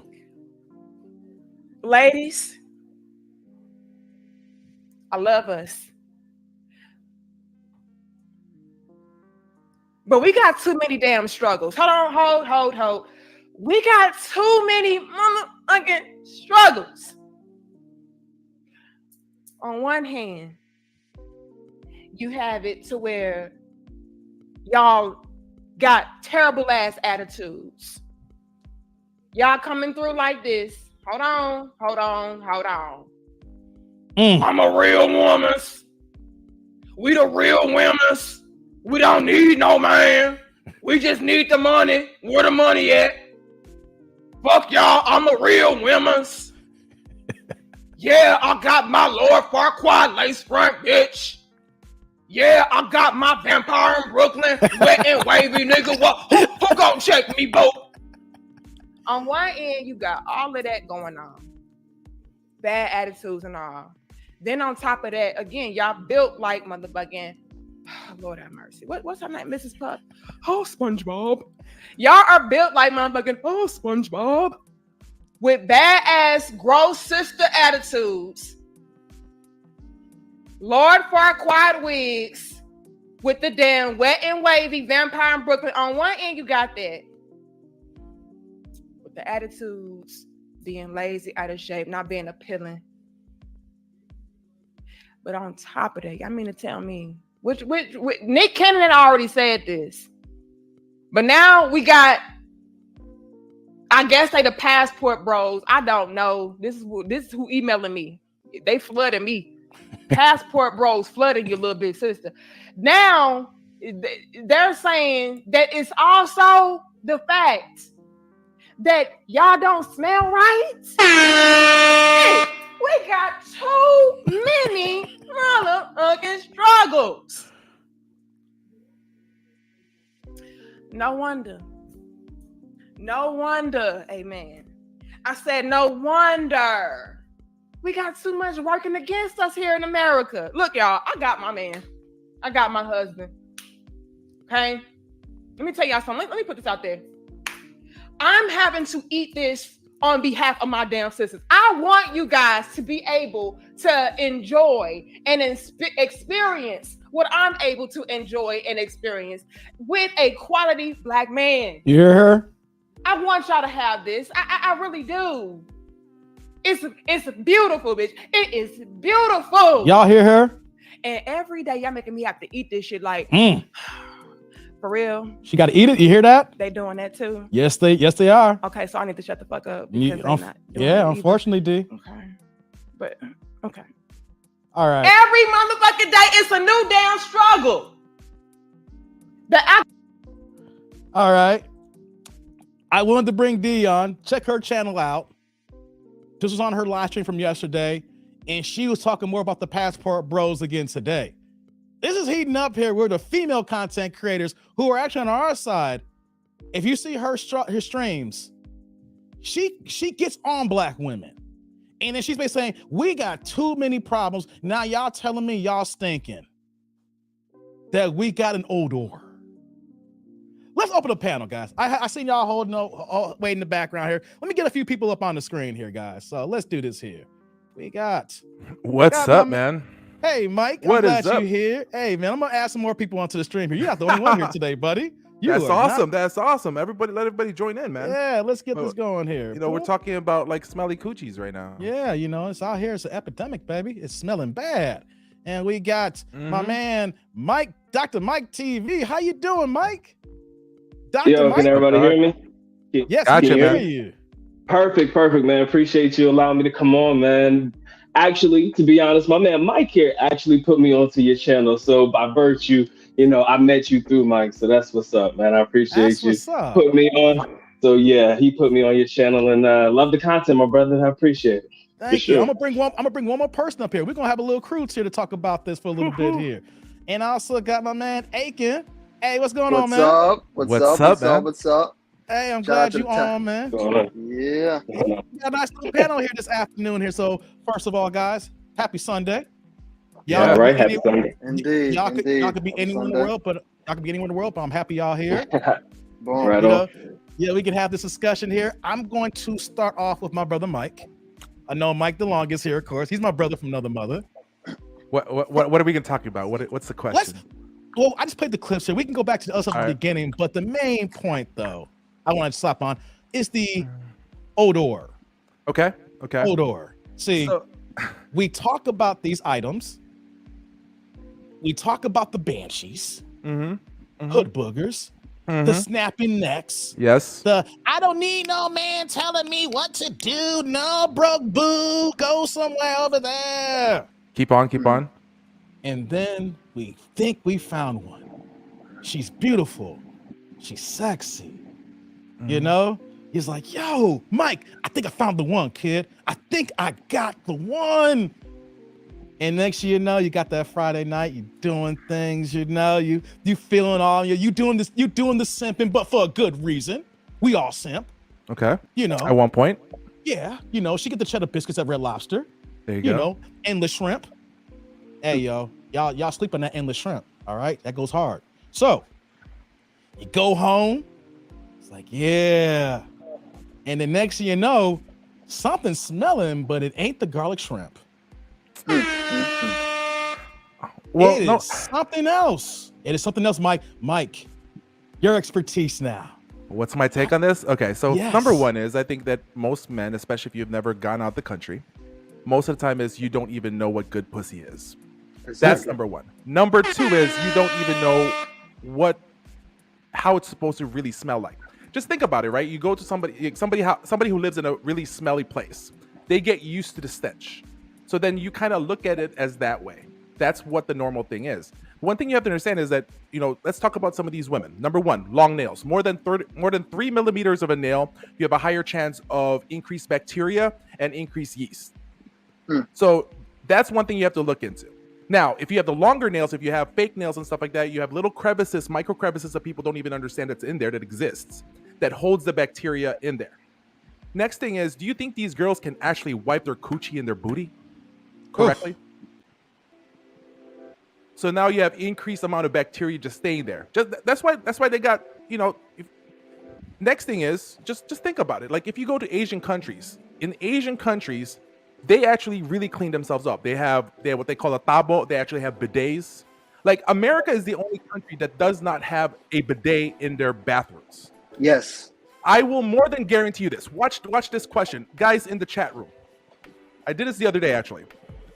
There's going to be 2 questions. You're going to answer it with a Y and N for yes or no. And then you're going to put a number next to it. Here's the question. How many of you guys right now have a bidet in your house?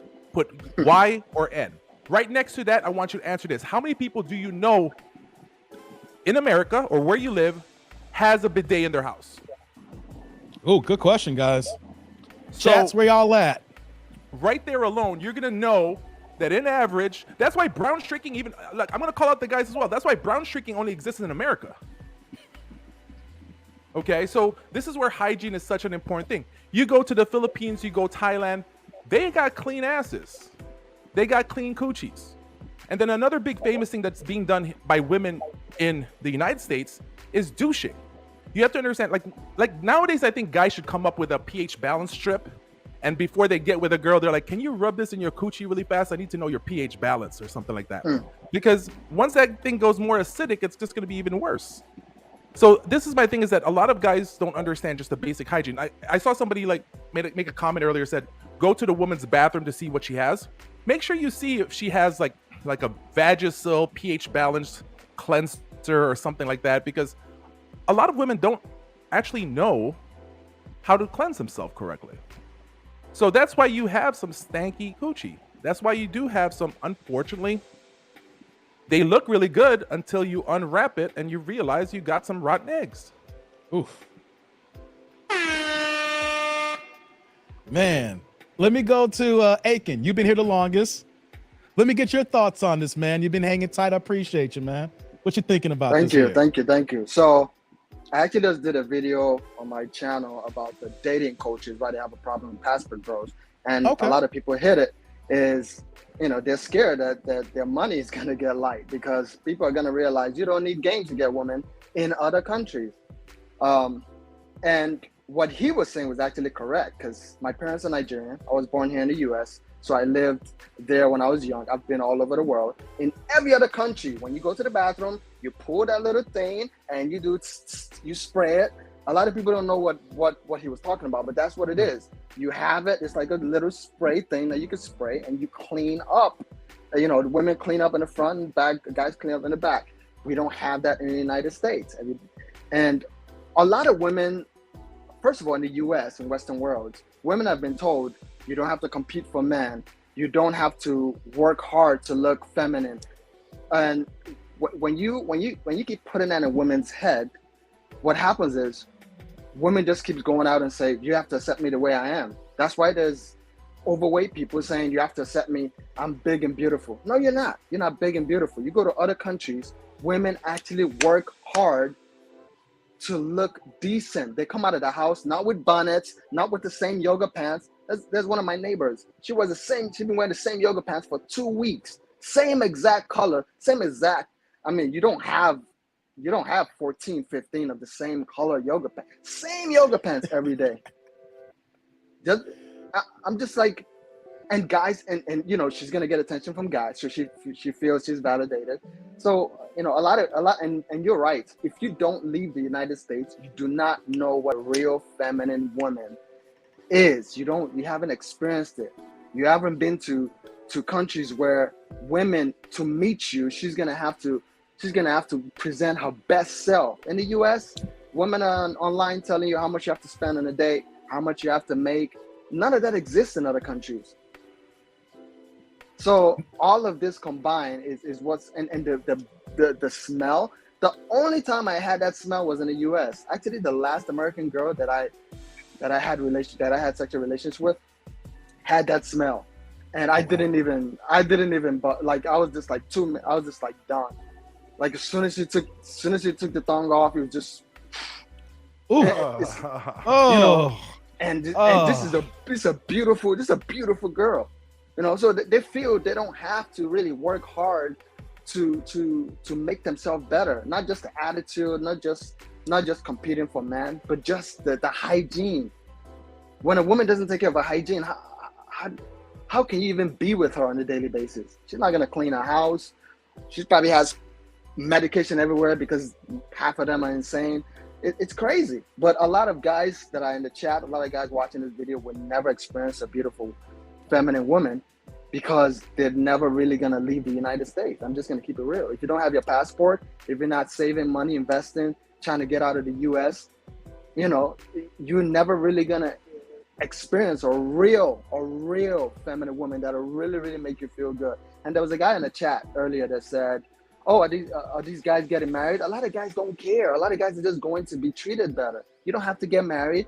You can go for whatever reason you want, whatever reason you want to travel for. You want to travel to meet women, if you want to travel for the culture. Nobody, like, why are you policing what guys are traveling for? Let guys go, let guys experience it, let guys be treated better, let guys, you know, increase their buying power with the dollar being strong, let guys travel. So, yeah, I don't mess with American women anymore. I live in Miami Beach. I'm in and out. I travel a lot. I don't mess with American women, so I don't really care. But man, the pH balance, the non-femininity, the attitude, it's everything, combination of everything is just, it's only gonna get worse. And if you don't get your passport, if you don't start traveling, you're screwed in this country. Aiken, before I get to Dr. Mike, you made a point here from the beginning of your point here when you said that woman wears the same yoga pants 15 days in a row. Every single day. If she's wearing the same yoga, how tight those pants are, and if we know that she ain't watching those pants all the time, that is bad enough. She probably has an odor. You got the extra odor just being packed in there, and it's being vacuum sealed shut and snapped tight. So by the time you unpack that, when it comes to the get down, her stuff is probably even worse boxed than anybody else. Because if you wearing the same joint for 2 weeks, this is a cute girl. This is a really cute, beautiful, cute girl. That's a damn shame. I just have to point that out. To work. Ooh. Dr. Mike, I gotta hear your thoughts, man. I checked out. Mike sent me some videos of yours, man. I saw the interview we had with O'Shea back 9 months ago. I know how you. I know how you feel, but I need the chat know. The chat needs to know your viewpoint now. All right. Do you mind if I just do a quick background on myself since I'm new to the channel? Just tell me. Go right ahead. Go right ahead, bro. All right, guys. So my name is Dr. Mike. Dr. Mike TV is my channel. I started my channel about 5 years ago, basically because I had just moved back from the Philippines after staying there for 10 years. So I kind of created my channel just kind of as an homage to my experiences. And that's kind of how my channel started. Recently, we changed up the content a little bit, but that's basically where I started from. So basically, I was a military kid. So I bounced around a lot as a kid and ended up getting an opportunity to study abroad in the Philippines. That's where I stayed for 10 years. And the reason they do call me Dr. Mike is I did earn my doctorate degree while I was there. So that's kind of how I got my name and everything like that. But yeah, that's pretty much a little bit about my background. But if there's one person that knows about pH balances, I'm going to have to take Nick Cannon at his word. Yeah, because as many kids as that brother has, and as many chances that brother has had to have kids, come on now. If If anybody's gonna know, it's gonna be Nick Cannon. That's just my thoughts on it as well. But in reference to dating coaches and things like that, there's one thing I want to focus on. And again, it's the fact that you don't necessarily need a lot of the techniques that they try to utilize or tell men that they have to use in order to get women. One in particular is the idea of the waiting game, right? When usually you get a young lady's number, at least in the United States, they'll tell you don't text them right away. Give it like 3 or 4 days, wait before you have a conversation. When you're dating women abroad, if you do take that time to wait and utilize that technique, that girl's going to think, oh, well, he's probably talking to 1 million women anyway, so he's really not interested in me, even if you might actually be interested in the young lady. So it's more or less, you don't necessarily have to play the same games with women abroad as you would dealing with Western women. So kind of focusing on that aspect, that's one of the techniques that I've seen a lot of people talk about in the past as far as dating coaches are concerned. That's really not necessary when you deal with women abroad, right? And Mike can attest to this. My man Akeem can probably attest to this as well. The sooner the better. I mean, if you get a girl's number that day, who knows what could be happening that night? The sky's the limit, depending on how well you talk, right? So it's more or less about charisma, personality, as opposed to playing the games and stuff, at least from what I've experienced living in, countries abroad and stuff like that. So maybe guys have seen it different, but Go ahead. Let me ask this question since you said that, Dr. Mike. The point about game, and I want to get everybody else's perspective after you answer. You literally said that you can get a woman's number, and if you don't procrastinate, you ain't playing these American games, you reach out right away, you could get into something or at least have a good experience. It doesn't have to be sex, but something could be legit by the end of the night, is what you're saying. So the mentality you're speaking of, and I guess from experience, is that if you get that girl's number, she is interested in you, and it's up to you to act and not to be slow. Is that basically what you're saying here at this moment here? Not to go ahead and do the 2 or 3 weeks and... Not necessarily, boss. You ain't got to worry about taking all of that time to talk to a young lady or trying to play the game to make sure she's interested in you. You don't have to. If you choose to, I can't tell a man what to do. But I'm just basically, from personal experiences, it doesn't necessarily take that long for you to, pretty much either consummate the relationship or at least see if it's going the direction that you wanted to. And if it's not, I've learned that, you're wasting all these time playing games with one young lady, and, you could have been interacting with and or entertaining, somebody else rather than waiting the 2 or 3 days that you could have used to actually get to know her, have conversations with her. I know Mike's very fond of coffee shops, I think, every now and again. Something quick to get to have a conversation with him, sit down and talk. And again, guys, when you're dating abroad, it's not going to cost you an arm, a leg, a foot, and half a testicle like it would in the United States, man. We can go on quick dates, man. It might cost you $5-10. And if it doesn't go your way, so what did you really lose, right? You didn't really lose a lot. So I'm just saying that with that particular technique, just as an example, it's not necessarily something that's neat, right? When you're dealing with foreign women, at least from our own personal experiences.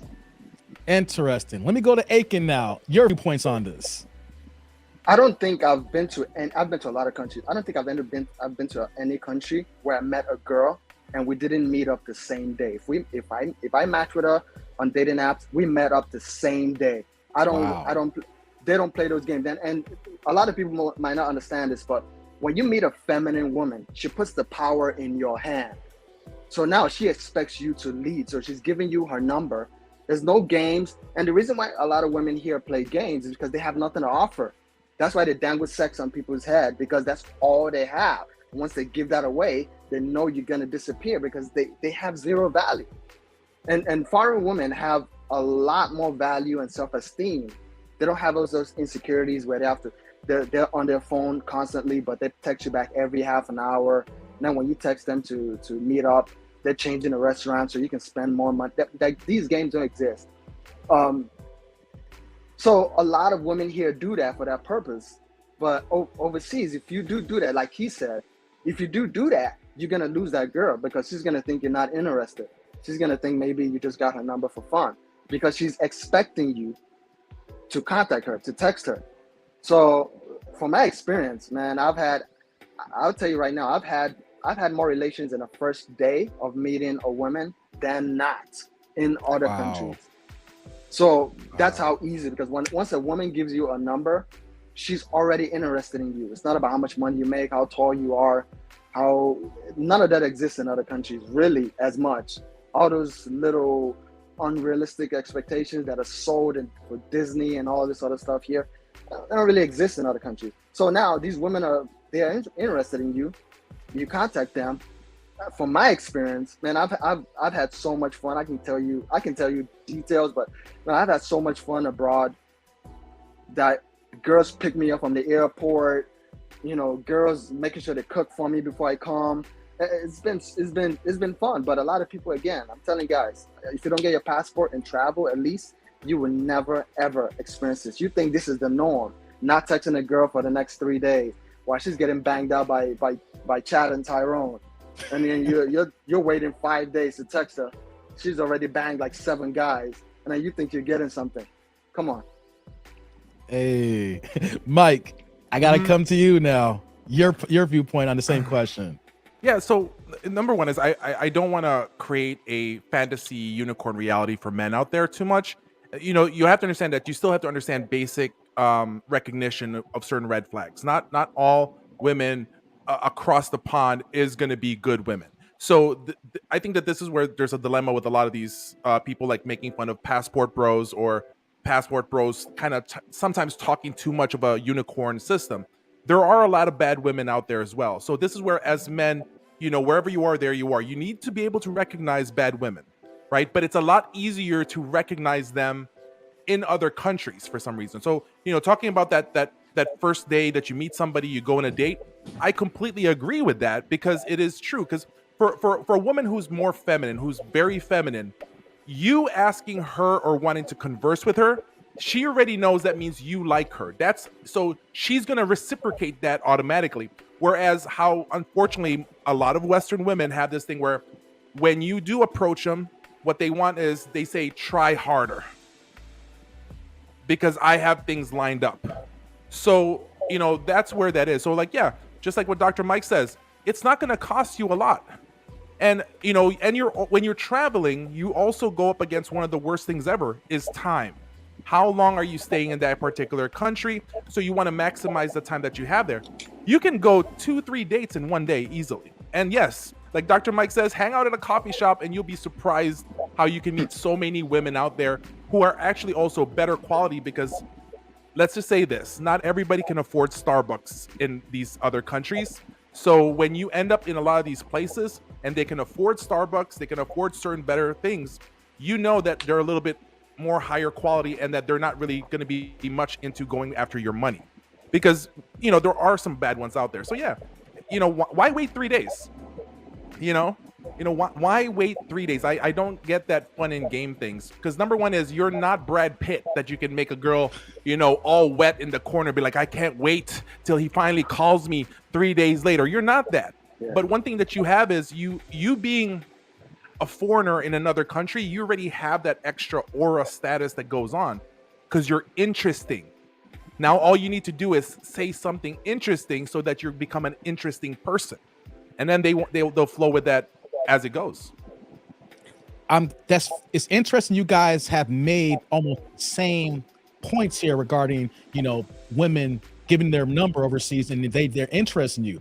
Let me just ask you guys thoughts on this, because I know personally, when I was younger, if I got a girl's number, like, the idea is like, I knew I had to wait a few days, things of that nature, right? At the same time, though, there's that logic in guys' minds that maybe we're not even on par to take that woman out. So that's why it's okay for us to wait a few days until we get our money right. So like what Mike was saying, at the same time, where the weeding out the bad women, we also got situations with men here who ain't even ready to take women out. And so that's how this game continues, because you think that you're at a higher plane than what you are, not elevating yourself to be the man that you're supposed to be. So you're okay with waiting several days or maybe a week to contact, because then when you make that contact, maybe your money is right or you have the time to take her out. So I look at that as kind of twofold, how the game has manipulated men and how women keep this circle keep going on and on here, where we're thinking this way here. So that is one way how I look at that as well. So let me ask another question. this is directed to people who've experienced the dating coaches now. Now, I just want to go one by one to you guys here now. Have you guys, I don't know if everybody has a YouTube channel. I know Dr. Mike, you have one. Aiken, you say you have a YouTube channel as well? I do. It's the same name, Akeem Model. Akeem, I'm sorry, Akeem. I keep saying Aiken. My bad. I apologize. Akeem Model, yes, the same Akeem. name below. Okay. Yeah, that's my so YouTube page. All of us have YouTube channels here. I'm curious, have any of you guys been disrespected by the dating coaches because of the emphasis that you are putting for other men to get their passports and to learn and to see things abroad? So have any of you guys ever experienced this? I'll go with Mike first, since I have had you go last first. I'll have you go first here. So have you seen or experienced dating coaches or know people personally who's going through this, and your thoughts on that? I mean, I never been attacked personally by anybody, any other dating coaches and stuff like that. But when you hear these typical dating coaches talk, you just look at it and say, okay, I don't agree with certain things that they say. In the niche that I'm in, there are some disagreements on how things work, and you just have to respect that that's just how that person delivers himself, or herself. But I've never been disrespected or anything like that. I mean, my thing is, I recognize why they're doing it. I recognize why they're doing it because that's their area. I mean, I'll bring one of the things that came up that I saw the other day, or like a few weeks back, where alpha male strategies talking about passport bros and all that stuff. And my thing with that is, and he verbally said he's never been outside the country. So my answer to that is, how can you talk about things that other men are doing if you've never left country? Now, exactly. You have every right to talk about how to deal with women in this country, how to deal with women, anywhere in the US, I'll give you that. But if you've never been outside the country, then stay your lane. Or the best thing to do is, if something's happening, why don't you go out there and experience it and see what other people's are experiencing? And then maybe you have a different, concept on how you view things. So I look at it as this way. It's like Blockbuster and Netflix, right? Blockbuster did not want to change. They did not want to do something different. So Netflix came along. Blockbuster could have bought Netflix out, but they didn't. And now Blockbuster doesn't even exist anymore. Okay, except for one location, I think. So it's the same thing with a lot of these guys. But what people are not talking about is the women are eventually going to get affected, because then their money is going to be gone, right? Because it's no longer going to be guys saying that, let me fly you out here, the fly out honeys and all that stuff. The guys are going to be like, let me control the narrative and I'll fly out to you. If you act up, I'll leave you and go to another place and find another girl elsewhere where you want. See, that's where a lot of these fly out guys are wrong. It's because they're flying one girl to them. That is 1-to-1. The guys need to do is, let me fly out where I can maximize my trip. Instead of paying $5,000 for this girl to fly out here, let me fly out to some other place and I control the narrative. Guys need to control the narrative, and that's what passports does for men. Same question to Akeem. I'm gonna tell you right now, dating coaches are gonna go extinct very soon. They're scared. They're scared because they see the volume of how much guys that are traveling are growing. They've seen it. They see the receipts. We're showing receipts. You got guys like Richie Mack. You got like all these guys showing receipts of, yo, I'm going overseas. Here are the pictures of the girls that I met. Here is the layout. Here's the tour that I did. I'm learning a new language. This is way better than paying some guy to teach you something that you probably won't even get. You're paying thousands of dollars for a girl, for somebody to teach you to get a girl that will stand you up for a date. It doesn't make sense. And like he said, why fly a girl out, or why use all that game when you could take that money, fly to another country, meet beautiful, open your opportunities, meet beautiful women, learn the culture, learn the language, look at the monuments. You have, the world is yours. So dating coaches are really, they didn't attack me, but I've seen that they're attacking a lot of guys in the space. And it's like they're getting really, really threatened, and they know that it's almost over for them. Because the more guys see, especially guys with money, they're not really gonna spend money with you if they know they can fly somewhere and get beautiful, feminine women. That's just a fact. We men, we adapt to situations, and a lot of women are coming out and attacking them as well. We already know why the women are doing it. They don't want to change. Women don't want to change. They don't want to compete. They already said they don't need us. So what do you care where we're going? What do you care where we're sticking our meat? What do you care where we're spending our money? You said you don't need us. So we're going somewhere else where they need us. So it doesn't, so it doesn't make sense. So dating coaches are really scared right now. They're going to be more videos coming out from them. Same question to you, Dr. Mike. Like the other brothers, man. Not personal, no personal attacks, but what you will have is their lackeys or the guys that follow their content. They will be the ones that make a lot of comments in your comment section. That was what I've experienced. Like if you go after somebody that they follow or somebody they're die hard by, guarantee you're going to get at least 1 or 2 comments in your comment section that don't take too kind to your content, even if you watch the video and you know it's not necessarily us as Passport Brothers going after them, as opposed to just explaining the reasons why we travel and how we see, like I said, that most of the techniques they utilize, we don't necessarily feel like a lot of men need it. I'm not really offended or, anything when you hear about the dating coaches and people who follow them disrespecting us, because what I do want to make sure I notify is that there's a lot of subsets, right? With dating coaches, there's subsets. With Passport Bro, the community, there's a lot of subsets. More specifically, people who travel to different locations, number one, and the reasons why men travel, right? Everybody's reason for travel is likely to be different. I ended up overseas because I had an opportunity to study abroad. Yes, women were more or less a benefit of me being able to be in that country. But, sometimes you do have guys who travel, looking for love and, travel for other reasons. So everybody's reasoning is going to be different. So the reason they come after you, some people be like, oh, the Passport Bros, they're perverted, or they traveling for this, traveling for that, so they're always going to have their talking points. But the way I see it is only hit dogs holler, right? If it don't necessarily apply to you specifically or me or anybody like that, it doesn't faze us, right? We're not pressed by the fact that, oh, you have an issue with us because we're traveling and we're making moves and we're showing you the moves that we're making. We're showing you the young ladies that we're talking to. Not every girl we're talking to is a prostitute or looking to get money or resources from us. When they hear that, I kind of feel like they find it hard to believe. And maybe the reason they don't travel is because they can't get a passport for some reason. Or the reason they travel is, like you said, they're just not ready to get outside of their comfort zones. That's really the main reasons I feel a lot of brothers don't travel.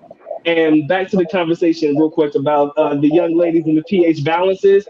A lot of guys are complacent, man. A lot of guys believe, yo, man, this is what I have. This is what I have available to me. So because this is all that I have in front of me, I just have to deal with what I got, as opposed to us taking the opportunity to say, yo, man, let's see what opportunities we have here, opportunities we have there, as opposed to taking those opportunities. A lot of people are really complacent and comfortable, living in a small bubble. So, we can't help everybody. We could try, but, people travel for different reasons, I feel that. And before I forget, air horns for Mike, air horns for Dr. Mike, and air horns for Akeem, man, because y'all spitting some facts and gems right now. Y'all killing me right now, man. Y'all, and this is a great conversation discussion here. So I have another question I want to bring to the panel here now.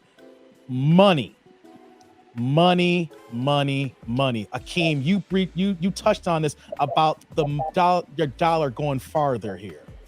Can each one of you see? I've been out of the country, but I have not been to Asia. I have traveled, but I have my passport, but y'all have been farther than me. So I can only speak so far. You guys are the experts compared to me. I'm ignorant to a lot of these items, but that will change in the next 7 months. So I want to discuss the element of the dollar, because one of the reasons I mentioned earlier, and I saw this from other live streams, women given the sign language. I say this all the time, the shame, insult, guilt need to be right.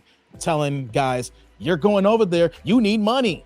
How you gonna go to another country and you ain't got no money when you ain't got no money to take the girls out here? How you gonna afford food out here? How you gonna get out there? Money. Y'all ain't got it, niggas. Y'all ain't got it, Negroes. Mikey, you Filipino Negro, you ain't got it either. How are y'all supposed to afford this? Y'all want these ladies to be feminine. Y'all want these women to wait on you like slaves when you ain't got no money. How do we answer that question? I'll go to you, Mike. Well, the first things first, you have to ask the question of, like, a lot of these ladies locally now want you to take them to like these $300 a night restaurants and stuff like that, plus the drinks and all those kind of things. So then I would say if you're in another country, and we'll say, where I'm familiar at, which is the Phils, well, then my question is like, what's your budget? Do you want like the nice restaurant? So, so put it this way. We talked about it earlier. You don't need to spend a lot of money to take them out. The fact that you are actually giving them time and your conversation, they would appreciate that. Now, I'm not saying take them to McDonald's, okay? I'm not saying that. But I am saying is that you can spend for a nice dinner in the Philippines with a woman somewhere around $30. And that's nice. That's like really nice. Now, of course, you want to avoid any American, type of places, because that's going to be almost American prices. But you can go to local places that have a nice restaurants, nice stuff for like, for like I said, $30 will be a full night. Drinks, music, experience, and all that stuff. You can drop it down to 20 even if you want to. All right. But for me, wise, if I'm going to take somebody out, I'm going to spend a little 50% more. But that's taking them out. But after that, the second, third, fourth date, coffee shops are good. Just have the conversations. There's so much things to do in the Philippines that doesn't cost a lot of money. But for some reason, a lot of women, attach money as caring in the West. Like, you have to spend money for me to see that you care about me. And that's just not how it is in the Philippines at all. Then it just all depends on, when they start talking about the, costing money. Well, now if you want to fly in March, it's going to cost you $900 for a round trip coming from Florida. That means you're spending $700 coming from Chicago. That means you're spending $600 coming from LAX. Okay. That's round trip already to the Phils. You can get a decent hotel and average about $35 to $40 a night, which is a comparable to a 4-star hotel, in the States. So that's going to be your spending. What are you going to be spending for in regards for travel and all that stuff? Grab, which is the comparable to Uber, probably spending maybe about less than $6 a day, unless you want to walk. Everybody pretty much walks in Asia. That's why they're skinny over there. That's why you take an Asian girl to America, they turn fat. So, so it's like the cost is not that much. And so this whole thing about it's going to cost you more. Well, I would rather pay a little bit more to get a woman who's more feminine. Then if I'm going to spend $500 on a woman, wouldn't I rather spend $500 on a woman that is going to be feminine, peaceful, that's going to be somebody that I want to hang out with, than somebody who's just causing chaos? I mean, that's where I kind of take things as much as possible, but it doesn't cost you a lot. If you're not going to do a pay to play, okay, and I'm just going to say pay to play as, hiring somebody to give you a girlfriend experience. And let's be honest, a lot of passport brothers do the pay to play. This is where a lot of guys need to understand the differences of the type of passport brothers out there. Like, you hear some passport brothers going to Thailand, for example, and say like, oh, the women give you attention. No, fool, you are in the red light district. They're giving you attention because they want you to spend money. There's a big difference between that and me going to, for example, to BGC in the Philippines and hanging out with locals that are good people that are not about pay to play. So remove the pay to play stuff. You'll probably spend maybe, if you're going to meet a girl every day, you hang out, maybe about $60, $70, $80 a day. That's with your hotel, with your travel in the Philippines. So 80 times 10 days, that's $800 plus $800 plane ticket. That's $1,600. $2,000, you're going to be pretty much happy. But my thing is, if you're going to be going for a travel and it is an experience, maybe sometimes spend a little bit more on certain nights to enjoy yourself and do things, Good points there, Mike. Good points there. Before I get to y'all in the bottom, I get to my super chat here. My man Brent, man, here with the $4.99. I call it the $5 holla. Last time I traveled overseas as a single man was over 20 years ago. Watching and listening and learning from you folks. Hey, shout out to my man Brent, one of my day ones, man. Utah stand up, man. Good brother, man. I appreciate you here, man. Thanks a lot, man. I want to go to Dr. Mike now on the same question here about money and fun, since you were there as a student, you said, and of course being the adult and working here. So you experienced the student life as well as the adult life here. So I'm curious to get your viewpoint on this here. The broke life. The broke life. The broke life. Yes. Okay. Before I begin, ladies and gentlemen, my experiences are likely going to be different than everybody else's. Like I said, I came in when I was a little bit younger. So I was on an allowance. I think my allowance was anywhere between like 5,000, 8,000 pesos a month. That was an allowance during my college years. So I didn't have much to begin with, right? And I could still take a young lady to a decent place. I mean, again, being on a college level, college budget, I work with what you have. But what you'll understand when you get abroad, and I think the ladies or the young ladies who have an issue with men who travel, what they fail to realize is their mindset, like they said, is so stuck on the amount of money that you earn. Everybody's thinking if you're not earning $100,000 annually, you're broke, right? That seems to be the conversation that a lot of women are having. But you don't necessarily need to make that much money. I would inspire you to try to make as much money as humanly possible, but you don't necessarily need that much money to go to the Philippines. Mike, Dave, you guys broke it down great when it came down to the amount of money necessary to be able to have a decent trip, at least in a place like the Philippines. The plane ticket and your housing will likely be the most amount of money that you'll spend. Once you get those two things taken care of, the rest of that is bonus money. That's your fun money. That's the time for you to be able to enjoy yourself, And like I said, you don't necessarily have to be cheap on yourself in a place like the Philippines, guys. You don't have to be cheap on yourself. You can really spoil yourself to an extent, and you can do so on a very decent budget, right? So when we talk about money and spending money on the young ladies in the Philippines, like Mike said, don't just stick to McDonald's and what is popular over there for you guys that don't know is Jollibee. That's always a fan favorite for a lot of Filipinas. And this is one thing that I utilize. Maybe you guys could use this, maybe you guys can't, but let me give you a little insight on what I've learned about dealing with Filipinos. A lot of them eat at home all the time. They prepare their meals all the time. So, everything they eat, because a lot of them, for the most part, they can't really afford to go out often, all the time. So when you are in a position to take them to a decent place, it's like the feminine aspect that you guys were talking about. They're willing to give over the control in the places that you choose to go and where you want to eat at. Where do you want to go? Oh, it's up to you. It's up to you. Because most of them don't genuinely care. Like Mike said, if you've got good conversation and you can be a decent person to be around, like I said, you don't necessarily have to spend everything that you have to be able to enjoy a decent vacation and a decent day with a young lady in the Philippines. So when people get it confused about how much money you need, it's always good to have as much money as possible, but you don't necessarily need to bring everything that you have in order to be able to enjoy yourself. If you can spend the $4,000 a month, I remember seeing that in the chat. If you can swing $4,000 a month, oh, you're golden. You're living life like a king, I'm telling you. But if $2,000 is it, hey man, $2,000 to get you by just fine. But what it takes is time in the country and the ability to adjust. Those are the two things that I do believe make a big difference. Taking what you have, spending that time there, and then adjusting accordingly. Seeing what works for you and what doesn't work for you. Oh man, dropping gems, Dr. Mike. Before I go to you, Akeem, I got to get to my next superhero. I got my man, Keith Todd here. He came with that on a $20 holla, no comments, but just the straight love.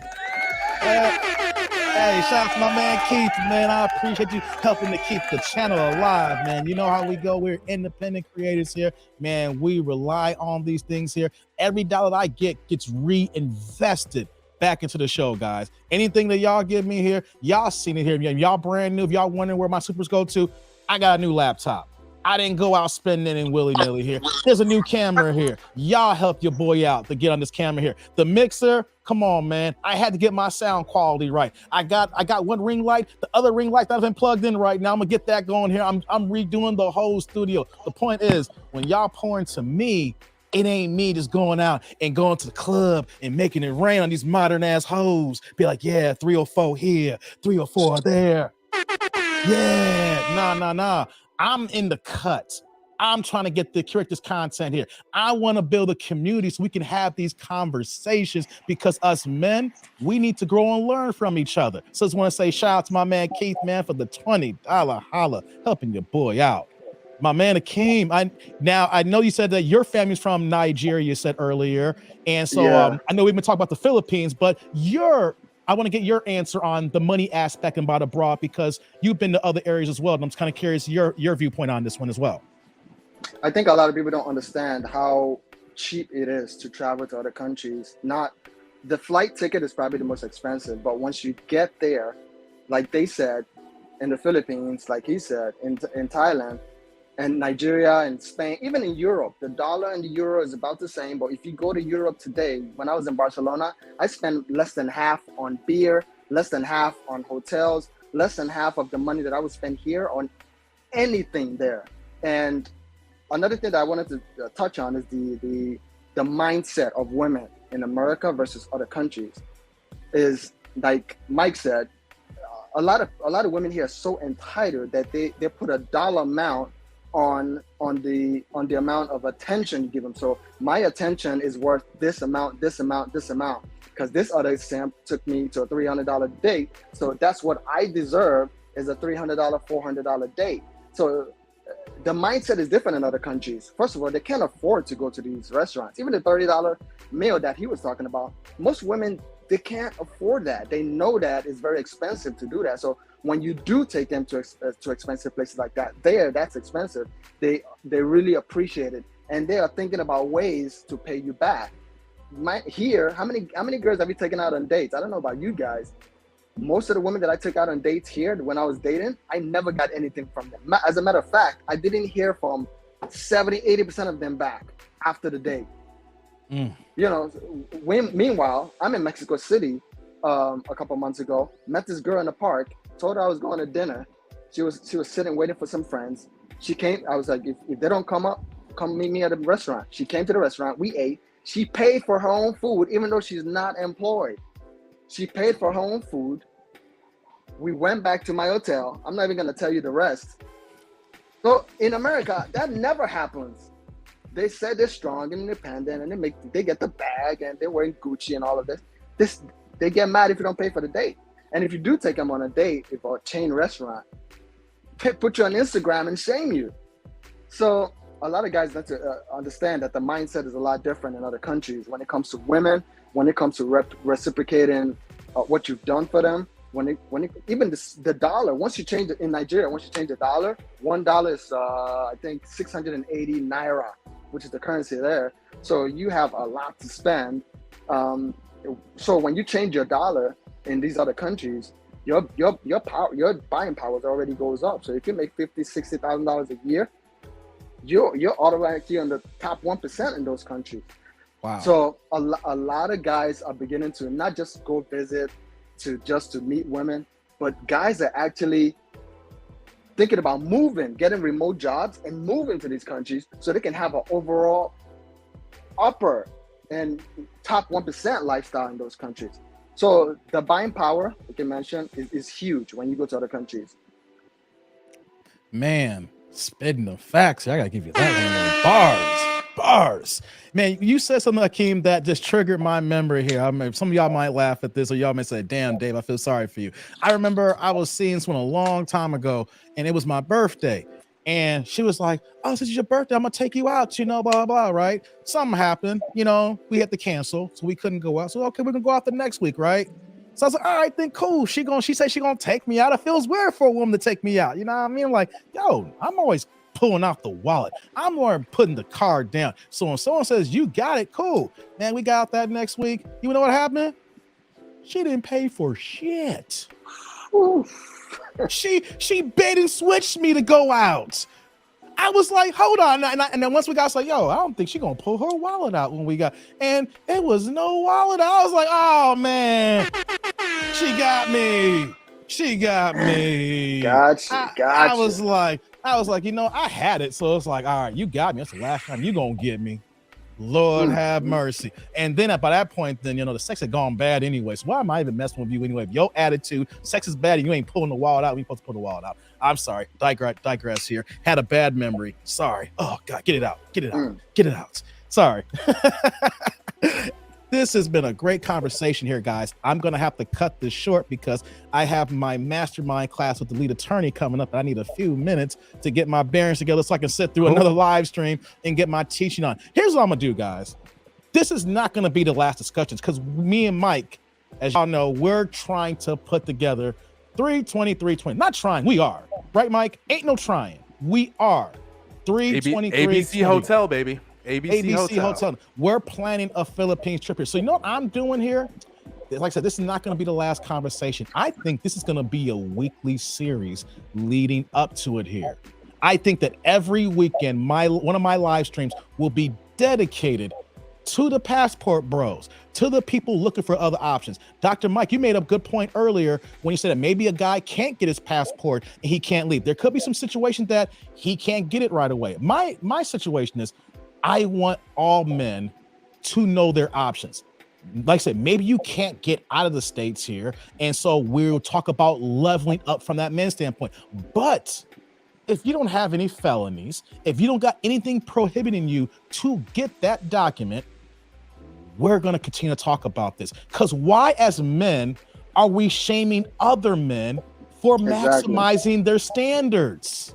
To maximizing to what all of us can get here. Why are we shaming each other here? I thought we both be brothers here. Don't matter if Mikey's Filipino. That's my brother from another mother here.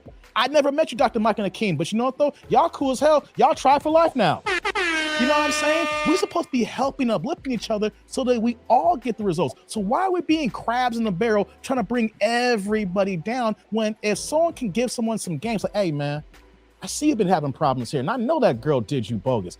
Hey, let's figure some things out here. Let's talk about this here. Maybe this ain't for you, but maybe this is for you. Why don't you explore your options? If your money right, even if your money's not, let's plan to get you on the right path, and then we can see things going so that we all can build it, each one teach one here. Why are we, when I say we, when I see all these videos on YouTube, the dating coaches saying, you know what though, y'all going overseas because y'all ain't got no game.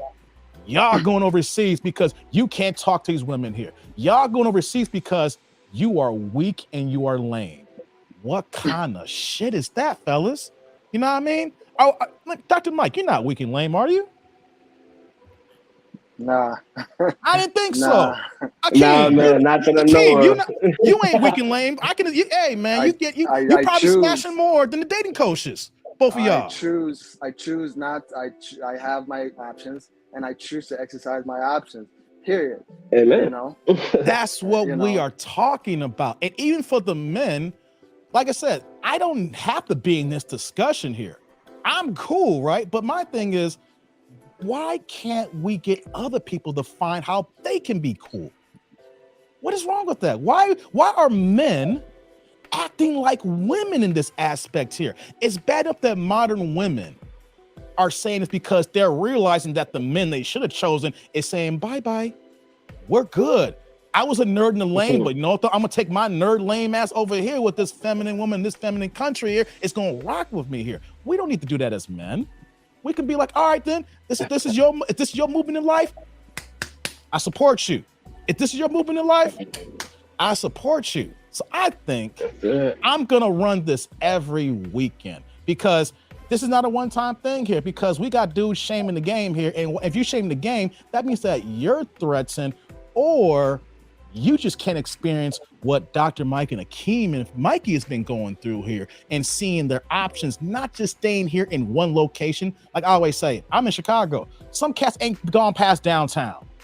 So if you ain't gone past downtown and ain't been to the north side, even to Wisconsin, how the hell are you gonna talk about men exercising their options in a whole nother country? It's crazy, y'all. It's crazy. So this is the first, but it's definitely not the last. Dr. Mike and Akeem, I hope you guys can come back, man, when I run the show every weekend now, because I think it's needed.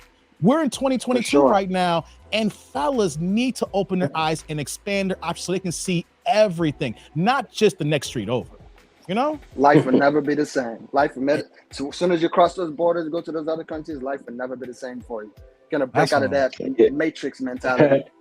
And it's crazy, man. It's a shame. It's kind of like you feel like the women hate on us more from traveling. It's a shame. You see a lot more brothers doing it more than females do sometimes. And it's kind of like you said, man, I'm not going to shame you for what you choose to do. It's up to you. All we can do is provide you an alternative aspect or perspective. And y'all can take it if you want to, man. And we hope you do at least take advantage of the experience, but we can't make you do what you don't want to. That's for sure. Yeah. So Akeem, Dr. Mike, Mikey, thanks for hopping on. You guys don't be strangers. If I got a live stream, y'all get the notification. If y'all want to cam up, just say, hey, that dude, I'm here, and boom, let's go ahead and have this discussion again. Like I said, look out for the thumbnails. We're gonna do a part 3, part 4, part 5. We're gonna get into it, man, because the fellas need to know this. Fellas need this. Amen. Keen, I subbed to you already today, man, just to let you know. Thank you very much, man. After I get done with the show here, I'm gonna sub to both of y'all channels too. After I get done here, man. I've watched your video, Dr. Mike, but I probably haven't subbed before. But since we had this discussion now, after I get done here, I got you. All right, man. Appreciate it. And also for my tribe too, check out their channels too. If you rock with me, you rock with them. Sub to their channels, show them some love and support, man. We got to do that. Shout out to Akeem and Dr. Mike. Shout out to you guys, man. Shout out Thanks to for Mike, hopping on. Later, guys. Dave. Yeah, man. Take care. So, yo, that was dope. That was great to have them on the show here. Great conversation, great discussion there. I know the chat has been popping. I've been seeing it, but I was knee deep with the panel here. I know y'all got some things to say. Let me just go to a few more of these comments before I get out of here, guys, because like I said, your boy's trying to elevate. Your boy's trying to get better in this game here. I got to get on my mastermind with the lead attorney, talk about a few things about this YouTube game here so I can get better. And then when I get better, then if anybody's still interested in how I got to this point here and want me to teach the game to y'all, I have no problem about that here. I'm not a stingy person. If you guys ain't noticed that, I like to talk. Why would I want to hold information close to my vest? Even if it's information that I'm not even using, why would I hold back? Why don't I use my information and give it to y'all? Because you guys could probably use some of these things more than what I'm going to use some of these things here, right? Why do we want to be crabs in a barrel? Why do we want to tell nobody nothing? Why do we want to hold things close to the vest? Why do we not want to help the next man? Because you know what? Let's just think about it. In this game of life, everybody can eat. Everybody can get this money. Everybody can live good if we all work together. But for some reason, we all want to be here and tear down, or we don't want to tell nothing. We want to be here and tear down. And it doesn't have to be that way, fellas, as well as the ladies. We all can win. We all can eat. Everybody can get it. But why do we want not us to get it? Are we jealous? Are you mad because someone's getting there faster than you? No. If someone gets there before you, they can come back and help you and pull you up then if you have some problems here. You never want to discount the people on your way up because you never know what happens on your way down. So that's why I want to give out as much as I can. If I know it, you guys have it. And that's why I'm canning up every day so I can constantly keep learning and keep teaching. And also, too, give you guys an entertaining show so that y'all keep coming back and pouring into me. You know what I'm saying? So let me get to a few more of these last comments here. What y'all saying here? Okay. Hey, what's going on, Cold Fusion? You like to talk, Dave? Nah. You got jokes, CM. You got jokes. Hey, I've been talking the last 5 days. I've been talking, like, I've live streamed from Wednesday to today, 5 straight live stream days, and I've given y'all over 12 hours of talk time. All right. How many people you know is going to come every day like that, except for the established creators? Brand new, out the gate, 6 months in the game here. Come on, man. What you saying here, Leo? Pick a country. There's a Passport Bros there. That's right, Leo. You got that right. What you saying here, CF? There's lots of room at the top. Yeah. There's so much money at the top here. There's so much.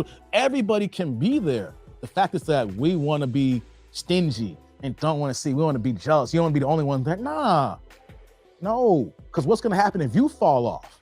Say you go through hard times and you were being stingy and that next person could help you out. And you know what I'm going to say? Nah, I'm good, son. I'm good. Because you know what, though? I saw you on the way up and you didn't want to help me. So now you're on the way down. I'm on the way up then. Fuck you. Hate to say it like that, but that's the way it's going to be. So don't be stingy. Help people. We ain't got to be stingy about it. Yeah. Hey, what's going on, Alex? It was a good stream. Thank you.